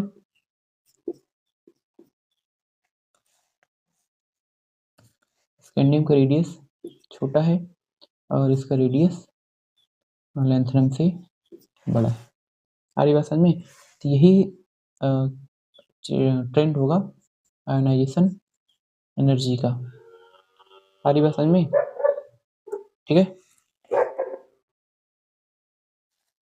तो ये साइज का ऑर्डर है और ये आयोनाइजेशन एनर्जी का ऑर्डर है, ठीक है। ये बात खास करके आप लोग को याद होनी चाहिए क्योंकि ये सवाल आ सकता है कि लेंथेनाइड कॉन्ट्रैक्शन कौन से ग्रुप के एलिमेंट्स पे एप्लीकेबल नहीं होता है, ठीक है। तो जो कि कौन सा ग्रुप है? स्कैंडियम का एटॉमिक नंबर होता है 21, ठीक। तो इनके एटॉमिक नंबर के दोनों नंबर्स को जोड़ दो तो वही होता है उसका ग्रुप नंबर। तो इसका ग्रुप नंबर क्या होगा? 3। तो ग्रुप 3 के एलिमेंट्स पे लेंथेनम तक लेंथेनाइड कॉन्ट्रैक्शन एप्लीकेबल नहीं होता है क्योंकि ग्रुप 3 के मेंबर्स लेंथेनम के आगे जो एलिमेंट्स हैं वो भी ग्रुप 3 के एलिमेंट्स हैं, ठीक ना। अरे लेंथेनम के आगे जो भी एलिमेंट आएंगे मतलब सीरियम से लेकर ल्यूटेटियम तक ये भी ग्रुप 3 के एलिमेंट्स हैं, बट इन पे लेंथेनाइड कॉन्ट्रैक्शन लगता है। बट यहाँ तक स्कैंडियम, यट्रियम और लेंथेनम तक लेंथेनाइड कॉन्ट्रैक्शन नहीं लगेगा। आर्यन में उसके आगे लगता है, ठीक है, और उसके आगे भी ग्रुप 3 ही होता है। यहाँ तो बात समझ में आई ना? ठीक है।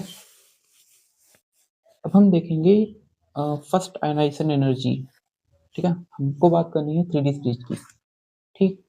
इन 3D series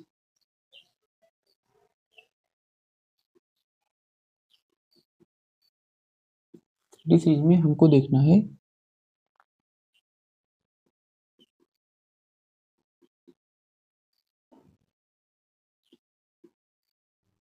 first ionization energy, ठीक है। फर्स्ट आयनाइजेशन एनर्जी का मतलब हुआ कि एक इलेक्ट्रॉन को निकालने के लिए हमको जो एनर्जी देनी पड़ रही है उसे हम कहते हैं फर्स्ट आयनाइजेशन एनर्जी, ठीक है। तो अगर हम इसका ऑर्डर लगाएं तो फर्स्ट आयनाइजेशन एनर्जी का जो ऑर्डर होता है वो होता है scandium, titanium, vanadium, chromium, manganese, iron, cobalt, nickel, copper और यहाँ पे जिंक, ठीक है। तो थोड़ा ध्यान समझना, ये उतना इंपॉर्टेंट नहीं है क्योंकि किसी भी सीरीज में आयनाइजेशन एनर्जी का ऑर्डर नहीं पूछा जाता है, ठीक है। किसी भी सीरीज में आयनाइजेशन एनर्जी का ऑर्डर नहीं पूछा जाता है, न कि ये ऑर्डर लगाने के लिए पूछा जाएगा तुम लोग को।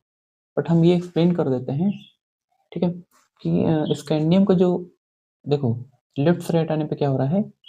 जेड इफेक्टिव इंक्रीज कर रहा है, और अगर जो डिफेक्टिव इंक्रीज कर रहा है मतलब कि साइज डिक्रीज कर रही है।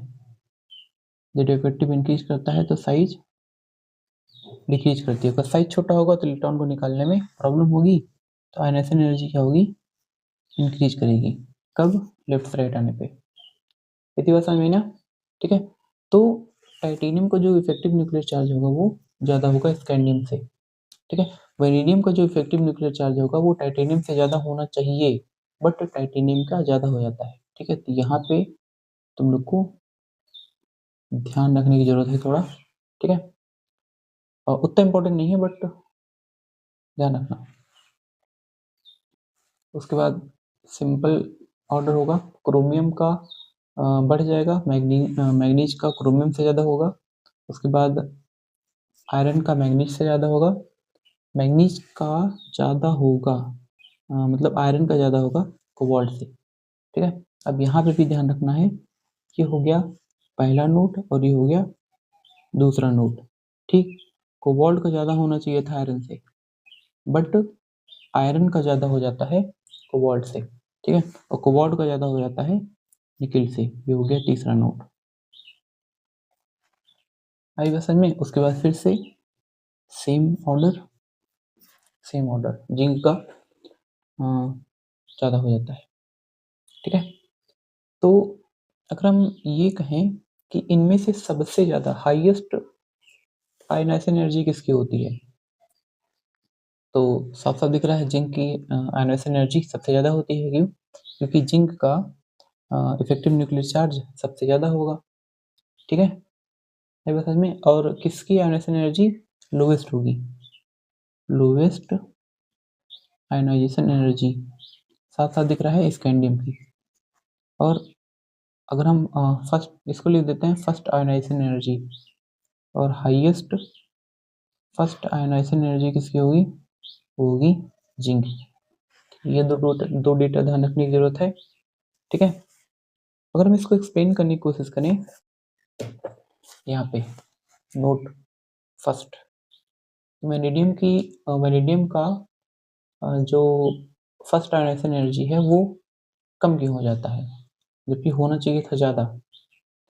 देखो, अगर हम वेनेडियम से वेनेडियम प्लस की तरफ जाते हैं तो हमको आयनाइजेशन एनर्जी लगेगी, इलेक्ट्रॉन को निकालने के लिए हमको कुछ ना कुछ आयनाइजेशन एनर्जी लगेगी जब हम वेनेडियम प्लस की तरफ जाते हैं।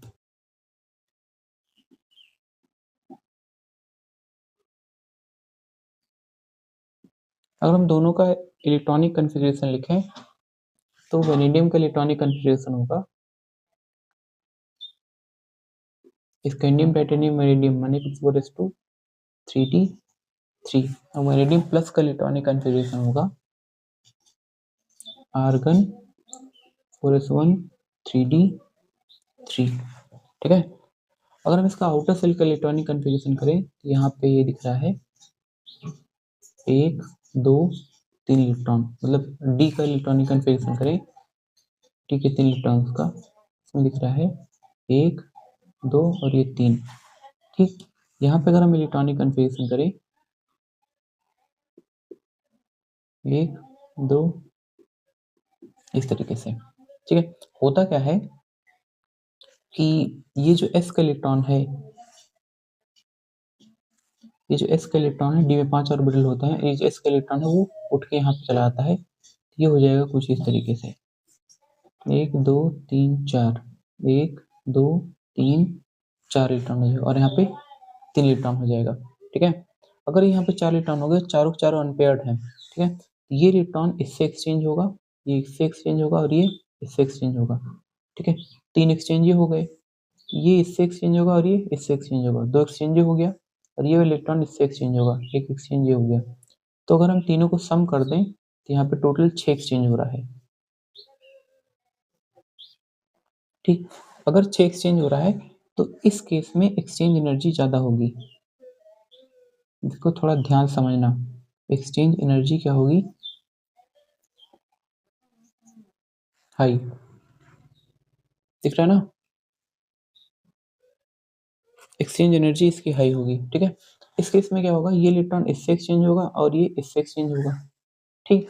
और ये वाला इलेक्ट्रॉन इससे एक्सचेंज होगा। ध्यान रखना, ये वाला इलेक्ट्रॉन पीछे वाले इलेक्ट्रॉन से एक्सचेंज हो रहा है, ठीक है, क्योंकि हम एक काउंट कर चुके हैं, तो ये वाला इलेक्ट्रॉन इससे एक्सचेंज हो रहा है, ठीक ना। तो ये वाला सिर्फ इससे एक्सचेंज हो सकता है, क्योंकि ये वाला हम इस वाले इलेक्ट्रॉन का पीछे वाले इलेक्ट्रॉन से हम काउंट कर चुके हैं, ठीक है। इस केस में टोटल 3 एक्सचेंज हो रहा है, ठीक। तो अगर 3 एक्सचेंज हो रहा है तो यहाँ पे एक्सचेंज एनर्जी क्या होगी, एक्सचेंज एनर्जी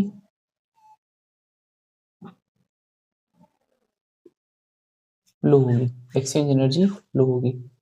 अब वेनेडियम वेनेडियम प्लस में अगर कन्वर्ट हो रहा है तो यहाँ पे एक्सचेंज एनर्जी हाई है, और ये एस वाला इलेक्ट्रॉन डी में क्यों जाता है, एस वाला इलेक्ट्रॉन डी में इसलिए जाता है क्योंकि 4s और 3d के बीच में ये जो एनर्जी का गैप दिख रहा है ये लो एनर्जी गैप होता है, ठीक है। अगर एनर्जी का गैप काफी कम होगा, ठीक, तो ये एस का इलेक्ट्रॉन डी में आसानी से जा सकता है। यहाँ तक बात समझ में आ रही है, ठीक है। अब इससे हो क्या रहा है, इससे फर्क क्या पड़ रहा है, इससे फर्क ये पड़ रहा है कि जैसे हमको मान लो वेनेडियम से वेनेडियम प्लस जाने के लिए एनर्जी चाहिए थी, मान लो 10 जूल, ठीक ना। अब यहाँ पे एक्सचेंज ज़्यादा हो रहा है, तो एक्सचेंज की वजह से जो एक्सचेंज एनर्जी है वो एक्सचेंज एनर्जी हमको मिल जा रही है, ठीक है। तो जो एक्सचेंज एनर्जी हमको मिली वो मिली हमको 6 जूल की एक्सचेंज एनर्जी, ठीक है। हम 10 जूल एनर्जी दिए और 6 जूल की एनर्जी हमको मिली। प्लस में लगा रहे हैं क्योंकि एनर्जी हमको देनी पड़ी, माइनस में लगा रहे हैं क्योंकि एनर्जी हमको मिली, मतलब एनर्जी रिलीज हुई। अगर 6 जूल की एनर्जी रिलीज हुई और 10 जूल की एनर्जी देनी पड़ी, तो ओवरऑल एनर्जी की जरूरत हमको, ओवरऑल एनर्जी हमको देनी कितनी पड़ी, हमको एनर्जी देनी पड़ी मात्र 4 जूल, ठीक है। क्योंकि वी प्लस बनने के बाद हमको 4 जूल की एनर्जी सिर्फ देनी पड़ रही है, एनर्जी हमको मिल रही है, ठीक है। इस वजह से वेनेडियम के केस में वेनेडियम की फर्स्ट आयोनाइजेशन एनर्जी खाली ओवरऑल 4 जूल होती है। टाइटेनियम में ऐसा नहीं होता है, ठीक है ना। अगर टाइटेनियम में ऐसा नहीं होगा तो टाइटेनियम की आयोनाइजेशन एनर्जी ज़्यादा हो जाएगी और वेनेडियम की आयोनाइजेशन एनर्जी कम हो जाएगी। क्यों? क्योंकि जो आयोनाइजेशन एनर्जी है वो एक्सचेंज एनर्जी कंपनसेट कर दे रही है, ठीक है। ये बात थोड़ा ध्यान रखना, ठीक है, इंपॉर्टेंट है। इस सेम नोट को और इस सेम नोट को हम सेम तरीके से एक्सप्लेन कर सकते हैं। आ रही बात समझ में, ठीक है।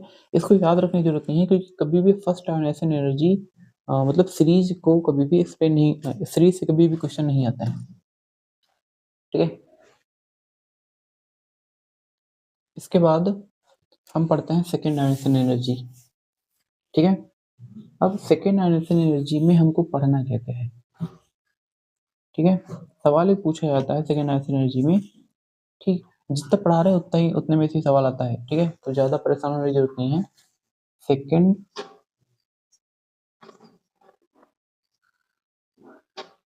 अगर शोर आ रहा होगा, माइक में रिकॉर्ड हो रहा होगा तो अवॉइड करना थोड़ा, क्योंकि नॉलेज ज़्यादा इंपॉर्टेंट है शोर से, ठीक है ना। एक तो मेरा कुत्ता परेशान करके रखा है, कहीं थोड़ी सी भी आहट हो जाती है वो भौंकने लगता है। बाकी सब तो नॉइस कैंसिलेशन से कैंसिल आउट हो जाएगा, बट मेरे कुत्ते की आवाज़ नॉइस कैंसिलेशन से कैंसिल आउट नहीं होगी, तो वो इतना तेज भौंकता है, क्या ही कर सकते हैं। वो भी प्यारा है। तो पढ़ते हैं हम लोग सेकेंड आयोनाइजेशन एनर्जी। कुत्ते की बात तुम लोग भी थोड़ा बर्दाश्त करना, ठीक है। सवाल आता है कि second ionization energy of chromium, second ionization energy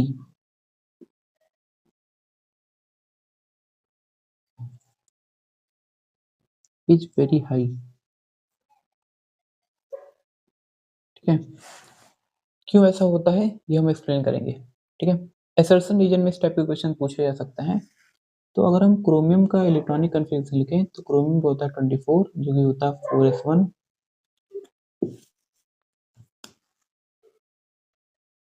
chromium का होता है 24, इसका इलेक्ट्रॉनिक कन्फिग्रेशन होगा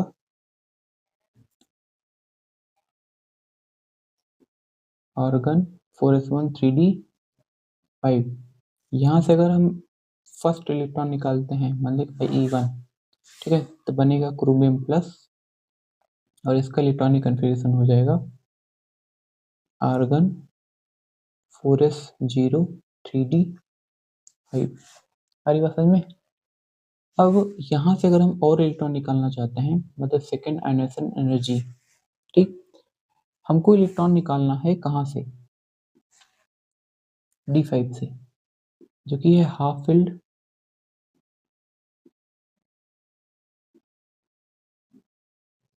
स्टेबल इलेक्ट्रॉनिक कन्फिग्रेशन।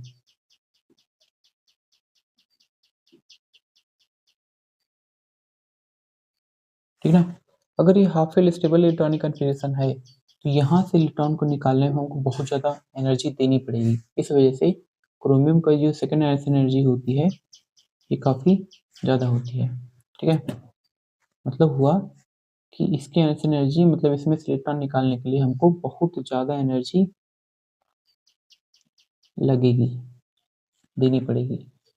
आई बात समझ में। ठीक है, तो इसलिए क्रोमियम 2+ आसानी से बनता नहीं है। ठीक है ना, बहुत ज़्यादा एनर्जी लगती है।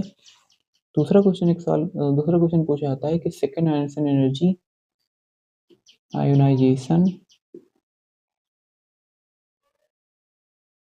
Energy of copper is very high. Why. ठीक है, कॉपर की सेकेंड आयनाइजेशन एनर्जी काफ़ी ज़्यादा होती है, ऐसा क्यों? ये भी इंपॉर्टेंट सवाल है। ठीक, क्यों इंपॉर्टेंट है? क्योंकि क्रोमियम भी एक्सेप्शनल केस है और कॉपर भी एक्सेप्शनल केस है। दोनों के केस में हाफ फिल्ड इलेक्ट्रॉनिक कन्फिग्रेशन होता है। आ रही बात समझ में। तो अगर हम कॉपर का इलेक्ट्रॉनिक कन्फिग्रेशन लिखें, कॉपर जो होता है वो 29 होता है, ये होगा आर्गन 4s1 3d10। कॉपर अगर हम पहले इलेक्ट्रॉन निकालेंगे तो हो जाएगा कॉपर प्लस। ठीक, और इसका इलेक्ट्रॉनिक कन्फिग्रेशन होगा argon 4s1 3d10। 4s1 3d10। Copper plus का क्या होगा? ये होगा आर्गन 4s0 3d10। ठीक है ना। तो अगर हमको यहाँ से इलेक्ट्रॉन निकालना है सेकेंड आयनाइजेशन एनर्जी, ठीक है, तो यहाँ से हो जाएगा कॉपर 2+। ठीक, कॉपर ये आसानी से नहीं बनता है, नॉट इजीली फॉर्म्ड। ठीक है, नॉट इजीली फॉर्म्ड। जो बता रहे हैं इसको थोड़ा ध्यान से समझना, बट इसको एक्सप्लेन आगे करेंगे हम। नॉट इजीली फॉर्म्ड, और ये आसानी से बनता है।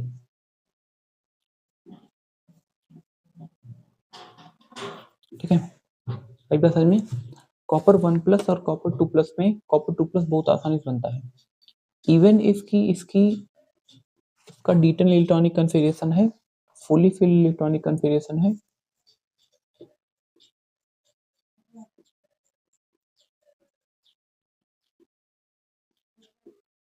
फुली फिल इलेक्ट्रॉनिक कन्फिग्रेशन है, ऐसा होते हुए भी कॉपर का 2+ बहुत आसानी से बनता है। क्यों? क्योंकि इसकी हाइड्रेशन एनर्जी काफ़ी ज़्यादा होती है।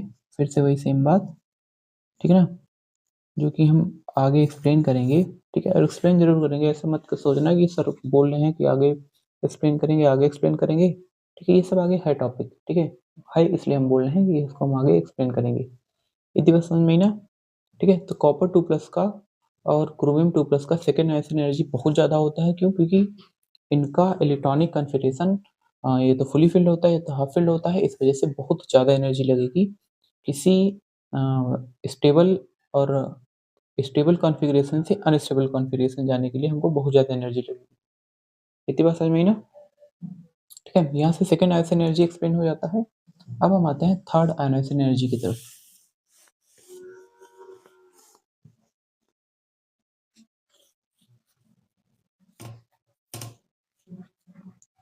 थर्ड आयनाइजेशन एनर्जी, हम बात किसकी कर रहे हैं? 3D सीरीज की, तो हम एक ही सीरीज पे स्टिक रहेंगे क्योंकि सवाल वहीं से ज़्यादा आते हैं।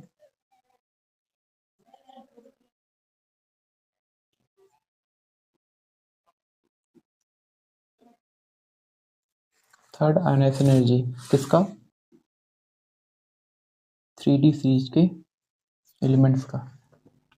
ठीक है, तो एक सवाल पूछा जाता है कि third ionization energy of manganese is very high.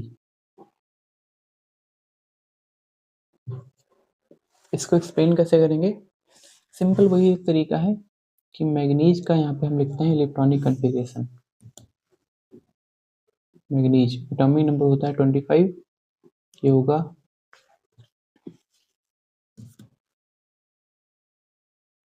Argon 4s2 3d5। समझ में आ गया होगा। फर्स्ट आयनाइजेशन एनर्जी, ठीक है। इलेक्ट्रॉन कहाँ से निकलेगा? यहाँ से, तो बनेगा मैंगनीज प्लस इलेक्ट्रॉनिक कॉन्फ़िगरेशन हो जाएगा 4s1 3d5। ठीक है, अब दूसरे इलेक्ट्रॉन हम यहाँ से निकालेंगे तो हमको सेकेंड आयनाइजेशन एनर्जी लगेगी, तो बनेगा मैंगनीज का 2+ और ये हो जाएगा आर्गन 4s0 3d5। अभी हाफ फिल्ड कॉन्फ़िगरेशन हो गया। ठीक है, अगर हाफ फिल्ड हो गया तो ये स्टेबल कॉन्फ़िगरेशन है, इलेक्ट्रॉनिक कॉन्फ़िगरेशन। और अगर ये इलेक्ट्रॉनिक कॉन्फ़िगरेशन स्टेबल है तो D5 से इलेक्ट्रॉन को निकालने के लिए हमको बहुत ज़्यादा एनर्जी लगेगी। ठीक है, ये बहुत हाई होगी। ठीक है, क्योंकि स्टेबल सिस्टम है, यहाँ पे आसानी से इलेक्ट्रॉन नहीं निकलते हैं। अब D5 स्टेबल क्यों होता है? सेम वही, क्योंकि एक्सचेंज एनर्जी काफ़ी ज़्यादा हाई होती है। ठीक, इसकी एक्सचेंज एनर्जी ज़्यादा है, इस वजह से Mn प्लस से Mn2+ ज़्यादा बनेगा। ये बात ध्यान रखना, कंफ्यूजन नहीं होनी चाहिए। इसकी एक्सचेंज एनर्जी ज़्यादा है, ठीक ना, तो Mn प्लस से Mn2+ ज़्यादा बनेगा। अब ये किसी के दिमाग में नहीं आना चाहिए कि एक्सचेंज एनर्जी ज़्यादा है, ये एक्सचेंज एनर्जी यहाँ से इलेक्ट्रॉन निकालने में इस्तेमाल कर लेंगे। नहीं, हम इस एनर्जी से इलेक्ट्रॉन नहीं निकाल सकते। ठीक है, हम ये वाली एनर्जी 4s1 3d5 से इलेक्ट्रॉन निकालने में इस्तेमाल हो रही है, तो यहाँ से यहाँ तक आने में बहुत आसानी होगी, बट यहाँ से यहाँ तक आने में बहुत मुश्किल होगी। आ रही बात समझ में? क्योंकि ये इतना ज़्यादा होगा कि एक्सचेंज एनर्जी भी उसको कंपनसेट नहीं कर पाएगी, क्योंकि एनर्जी यहाँ जा रही है, इस्तेमाल हो रही है, एनर्जी यहाँ इस्तेमाल हो रही है इलेक्ट्रॉन को निकालने के लिए। आई बात समझ में? Mn3+ बनना काफ़ी ज़्यादा मुश्किल होता है। इतनी बात समझ में आई ना? ठीक है, एक और सवाल पूछा जाता है कि जिंक का जो थर्ड आयनाइजेशन एनर्जी होता है वो भी काफ़ी ज़्यादा हाई होता है। मैंगनीज का थर्ड ज़्यादा होता है और जिंक का भी थर्ड ज़्यादा होता है। ठीक है, तो अगला सवाल है IE3 यानी कि third ionization energy of zinc is very high. ठीक है, देखो बहुत बेसिक सी बात है, अभी तक हम जितने भी आयनाइजेशन एनर्जीज को एक्सप्लेन किए हैं सब के सब इलेक्ट्रॉनिक कॉन्फ़िगरेशन की वजह से एक्सप्लेन किए हैं। ठीक है, 3D सीरीज में थोड़ा सा हमको एक्सप्लेन उसकी जरूरत पड़ी इफेक्टिव न्यूक्लियर चार्ज की। बाकी ज़्यादातर हम आयनाइजेशन एनर्जी को इलेक्ट्रॉनिक कॉन्फ़िगरेशन के बेस पे बहुत आसानी से एक्सप्लेन कर सकते हैं। ठीक है, तो पता है तुम लोग को क्या आना चाहिए? Electronic configuration. शुरू से बोलते हुए आ रहे हैं कि इलेक्ट्रॉनिक कॉन्फ़िगरेशन आना ही आना चाहिए, उसके बिना डी एंड ब्लॉक एलिमेंट्स और कोऑर्डिनेशन केमिस्ट्री पढ़ना इम्पॉसिबल है। ठीक है, तो वो 1 से 30 तक रटा होना चाहिए किसी भी हाल में। ठीक है, जैसे ये पढ़ते हैं हम लोग, जिंक का होता है 30, इसका इलेक्ट्रॉनिक कॉन्फ़िगरेशन होगा 4s2 3d10। यहाँ से अगर हम एक इलेक्ट्रॉन निकालेंगे तो हो जाएगा जिंक 2+ आर्गन 4s1 3d10। यहाँ से अगर हम एक इलेक्ट्रॉन निकालेंगे तो सेकेंड आयनाइजेशन एनर्जी लगेगी, हो जाएगा जिंक 2+ और ये हो जाएगा आर्गन 4s0 3d10। अब यहाँ से हम इलेक्ट्रॉन नहीं निकाल सकते, ठीक है। यहाँ से इलेक्ट्रॉन निकालना बहुत मुश्किल हो जाएगा, क्योंकि साफ साफ दिख रहा है कि stable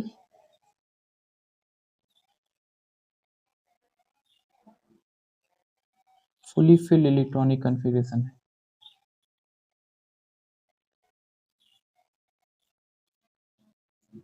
stable fully filled electronic configuration है, ठीक है। तो यहाँ से यहाँ तक जाना काफी मुश्किल होगा।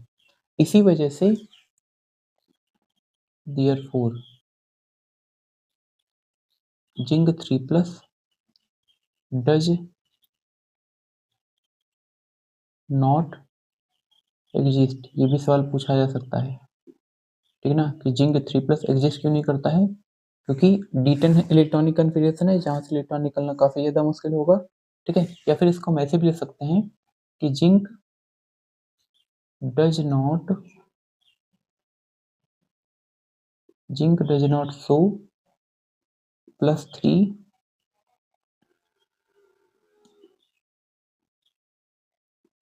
Oxidation state. जिंक कभी भी +3 ऑक्सीडेशन स्टेट नहीं शो करता है। इतनी बात समझ में आई ना। एक लास्ट चीज अगर हम देखें, first ionization energy, second ionization energy, third ionization energy, ठीक है। थर्ड आयोनाइजेशन एनर्जी ऑलवेज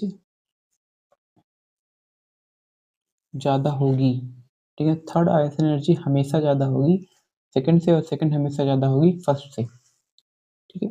अगर एलिमेंट सेम होगा, इफ एलिमेंट इज सेम, अगर हम सेम ही एलिमेंट में कंपेयर कर रहे हैं तो, इफ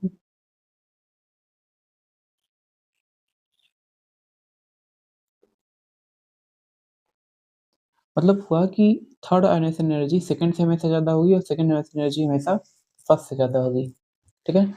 मतलब हुआ कि अगर हम यहाँ पे कॉपर का एग्जाम्पल लेके एक्सप्लेन करने की कोशिश करें, तो कॉपर प्लस और ये होगा कॉपर,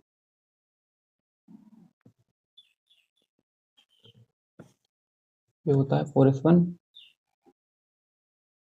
3d10, ये क्या होगा 4s, एक इलेक्ट्रॉन यहाँ से निकल गया तो ये हो गया 3d10, और ये क्या होगा 3d9, ये हो गया IE1, और ये हो गया IE2।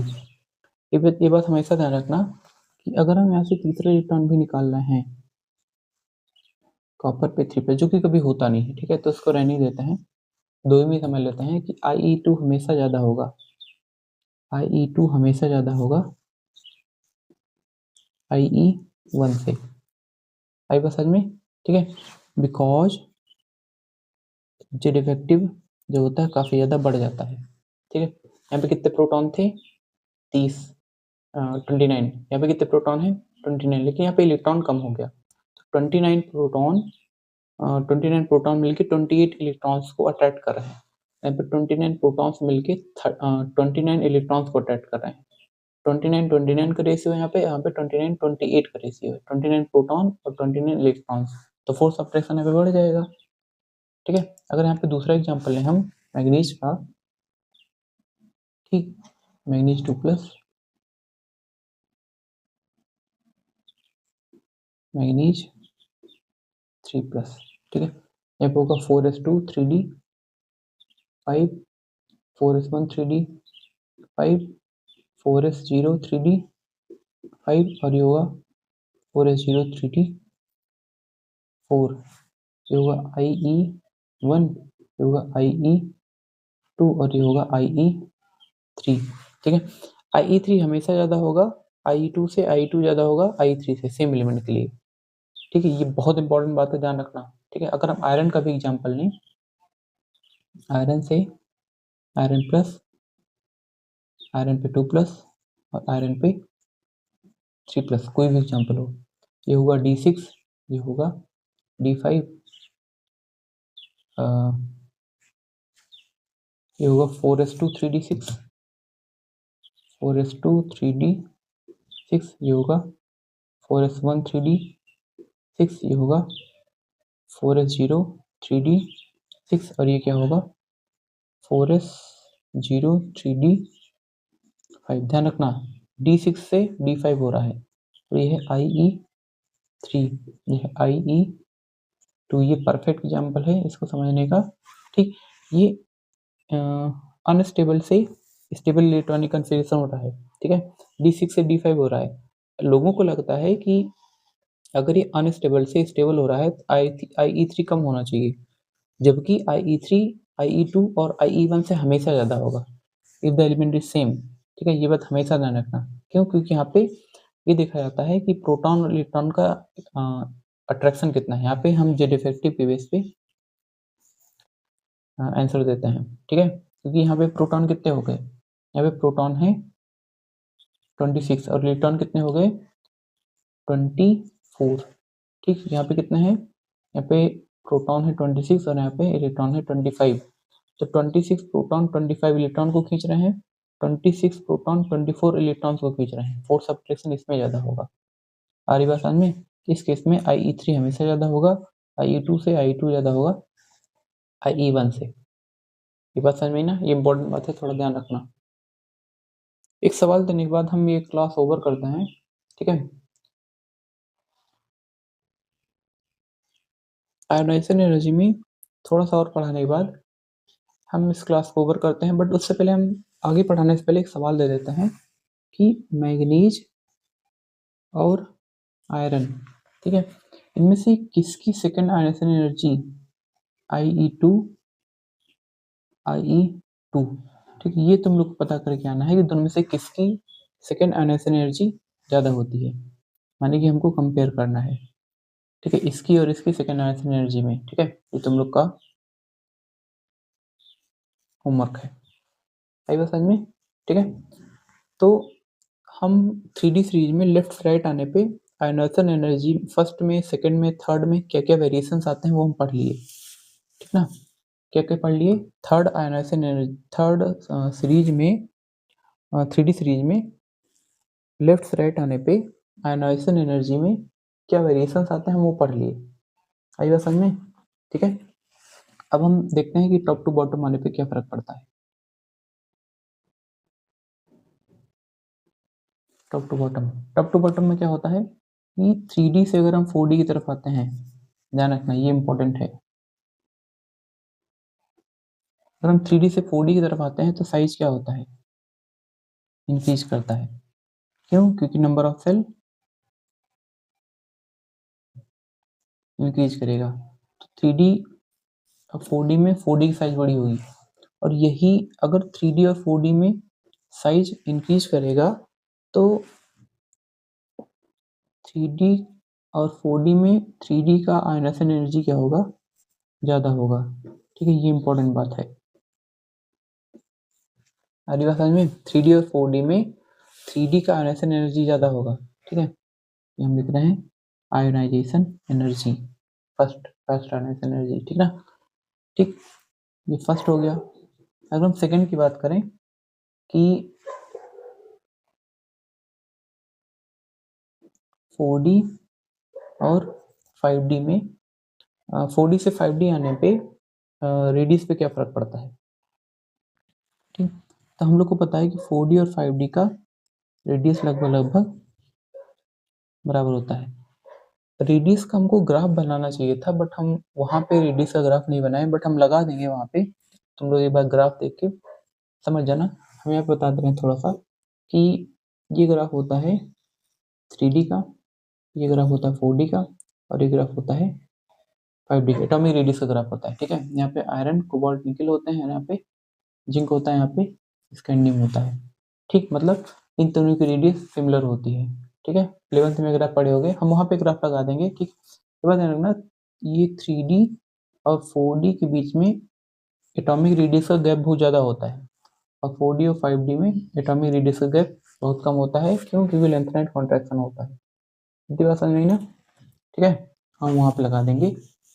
यहाँ पे हम अपने टॉपिक पे आते हैं कि 3D और 4D में से 4D का साइज बड़ा होता है, नंबर ऑफ सेल ज़्यादा होती है।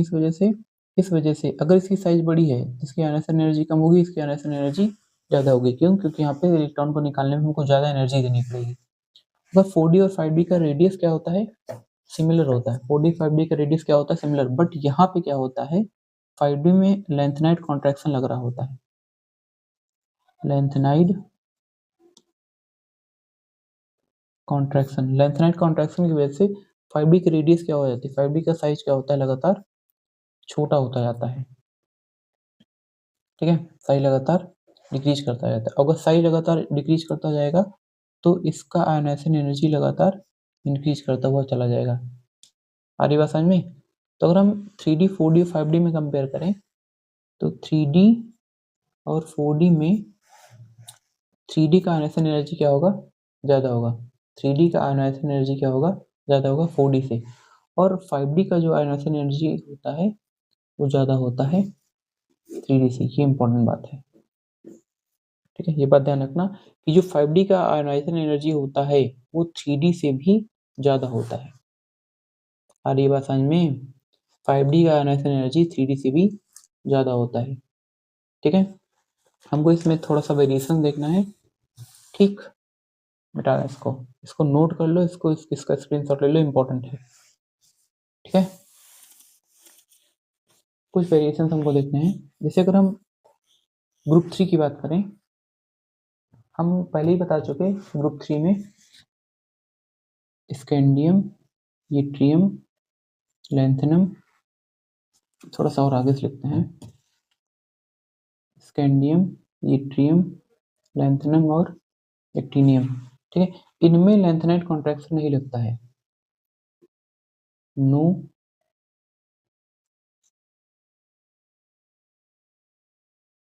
लैंथेनाइड कॉन्ट्रैक्शन, या फिर इसमें एक्टिनाइड कॉन्ट्रैक्शन भी नहीं लगेगा। यहाँ पे एक्टिनाइड कॉन्ट्रैक्शन होती है, ये क्या होता है आगे एक्सप्लेन करेंगे, ठीक है। जैसे लेंथेनाइड कॉन्ट्रैक्शन होता है वही सेम एक्टिनाइड कॉन्ट्रैक्शन भी होता है, बस ये ध्यान रखना कि ये 4F और 5S सब सेल्स पे लगता है, और ये 4 के बाद यहाँ पे आ जाएगा 5F और 6S पे लगेगा। मतलब 5F की साइज इतनी बड़ी होती है कि सारा का सारा nuclear charge force of attraction nucleus का 6S का मिलता है, 6S पीछे शिफ्ट हो जाता है, इतना ही है एक्टिनाइड कॉन्ट्रैक्शन। आई बस में अगर इन पे लेंथेनाइड या फिर एक्टिनाइड कॉन्ट्रैक्शन नहीं लगता है, इनका रेडियस का ऑर्डर क्या होगा, इसका रेडियस बड़ा होगा, इसका रेडियस और फिर इसका रेडियस, ठीक है। सबसे छोटा कौन होगा, स्कैंडियम। अगर स्कैंडियम सबसे छोटा होगा, ठीक है, हम बता रहे हैं साइज का ऑर्डर, ठीक, तो स्कैंडियम, यूट्रियम, लैंथेनम और एक्टिनियम, अगर इसका साइज का ऑर्डर ये है तो आयनाइजेशन एनर्जी का ऑर्डर इसका उल्टा होगा, ये आयनाइजेशन एनर्जी, ठीक है, जिसकी साइज सबसे ज्यादा बड़ी, ठीक, उसकी आयनाइजेशन एनर्जी सबसे ज़्यादा कम, मतलब सबसे कम। इसकी साइज सबसे ज़्यादा बड़ी होगी तो यहाँ से इलेक्ट्रॉन निकलना काफ़ी ज़्यादा आसान होगा, तो आयनाइजेशन एनर्जी कम लगेगी, ठीक है। ये एक ग्रुप की बात हो गई, ठीक है। टाइटेनियम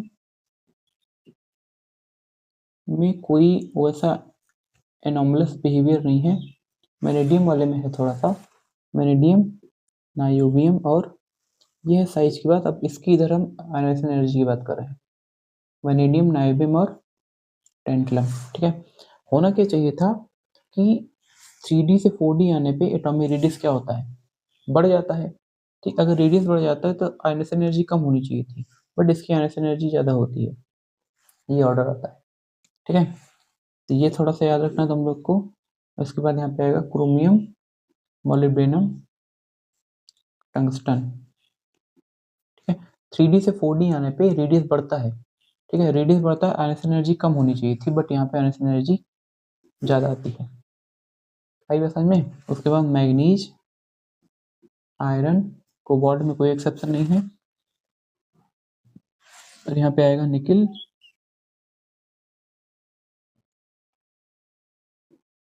ठीक है। यहाँ पे क्या होता है, सेम ये, ठीक ना। अब इसको एक्सप्लेन कर सकते हैं कि ऊपर से नीचे आने पे क्या होगा, जेड इफेक्टिव ज़्यादा होगा। अगर जेड इफेक्टिव ज़्यादा होगा, सेम इस यहाँ ये भी हम जेड इफेक्टिव से एक्सप्लेन कर सकते हैं, ठीक है। लेंथेनाइड कॉन्ट्रैक्शन होगा, जेड इफेक्टिव होगा, ठीक है। ये सब चीज़ें हम ऐसे एक्सप्लेन कर सकते हैं, और ये कर सकते हैं कि इसका क्या होता है, 4:8 होता है, 4:3D, 8 होता है और इसका कितना होता है, इसका पैलेडियम का बता चुके हैं, इसका होता है 4s0 5s0 4d8 4d10 5s0 4d10 होता है, ठीक है ना। अगर 5s0 4d10 होता है तो यहाँ से d10 से इलेक्ट्रॉन निकालने में हमको काफ़ी ज़्यादा एनर्जी देनी पड़ेगी, ठीक है। प्लेटिनम में क्या होता है, प्लेटिनम में होता है 6s1 और 4d10, ठीक है ना। होना क्या चाहिए था यहाँ पे 6s2 और 4d8, बट यहाँ पे क्या होता है 6s1 हो जाता है और 4d9 हो जाता है, ठीक है। यहाँ पे क्या लगेगा, लेंथेनाइट कॉन्ट्रैक्शन, ये d10 है, इस वजह से इसका आयनाइजेशन एनर्जी ज़्यादा है, ठीक। और यहाँ पे लेंथेनाइट कॉन्ट्रैक्शन लग रहा है, इस वजह से इसका आयनाइजेशन एनर्जी ज़्यादा है, ठीक।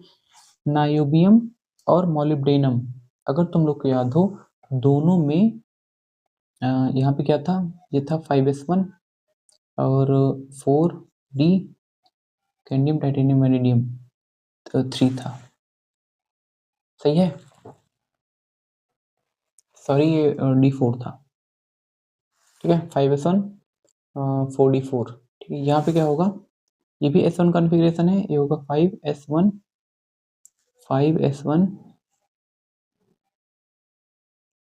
और 4d5 5s1 4d5, आ रही बात समझ में। तो अगर हम इसको एक्सप्लेन करने की कोशिश करें तो यहाँ पे दिख रहा है कि हाफ फील्ड है, हाफ फील्ड कॉन्फ़िगरेशन है, ठीक है। अगर हाफ फील्ड है तो एक्सचेंज एनर्जी ज़्यादा होगी। अभी थोड़ी देर पहले एक्सप्लेन किए थे कि d4 में एक्सचेंज एनर्जी काफ़ी ज़्यादा होती है, जब वेनेडियम से वेनेडियम प्लस बन रहा था तब मैं एक्सप्लेन किए थे कि d4 में एक्सचेंज एनर्जी ज़्यादा होती है, ठीक है ना।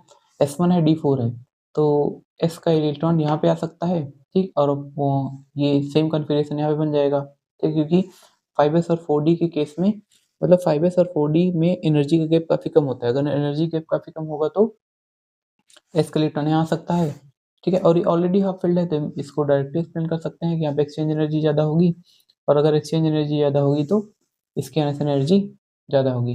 यहाँ पे एक्सप्लेन कर सकते हैं कि d4 का एक्सचेंज एनर्जी काफ़ी ज़्यादा होता है, ठीक है। भाई बात समझ में, ठीक। तो ये सब एक्सेप्शनल इलेक्ट्रॉन आयनाइजेशन एनर्जीज हैं, इनको थोड़ा सा ध्यान रखना, खासकर यहाँ पे, ठीक है। उल्टा ऑर्डर होता है, यहाँ पे नीचे का, यहाँ पे नीचे का और यहाँ पे नीचे को, ठीक है। तो यहाँ पे हम आयनाइजेशन एनर्जी को ख़त्म कर रहे हैं, ठीक। इसको थोड़ा ध्यान से समझना क्योंकि बिहेवियर काफ़ी डिफरेंट है, ठीक है। एनोमलस बिहेवियर काफ़ी ज़्यादा है, ठीक। कुछ कुछ चीज़ें एक्सप्लेन हो सकती हैं, कुछ चीज़ें तुम लोग को याद रखनी पड़ेंगी, ठीक है। सबसे इम्पोर्टेंट है इलेक्ट्रॉनिक कन्फिगरेशन, जो कि तुम लोग को आना चाहिए, ठीक। होप कि तुम लोग को समझ में आया होगा अच्छे से, ठीक है। इसका जितनी ज़्यादा बार रिवीजन करोगे उतना ही अच्छा होगा ये, क्योंकि थ्योरेटिकल टॉपिक है, ज़्यादा चीज़ें याद रखने वाली हैं, ठीक है ना। और हम ये भी बता रहे हैं कि किस चीज़ को कैसे याद रखना है, ठीक। तो थोड़ा इसको 1-2 बार पढ़ना, रिवाइज करना, आसानी से याद हो जाएगा। Okay, thank you.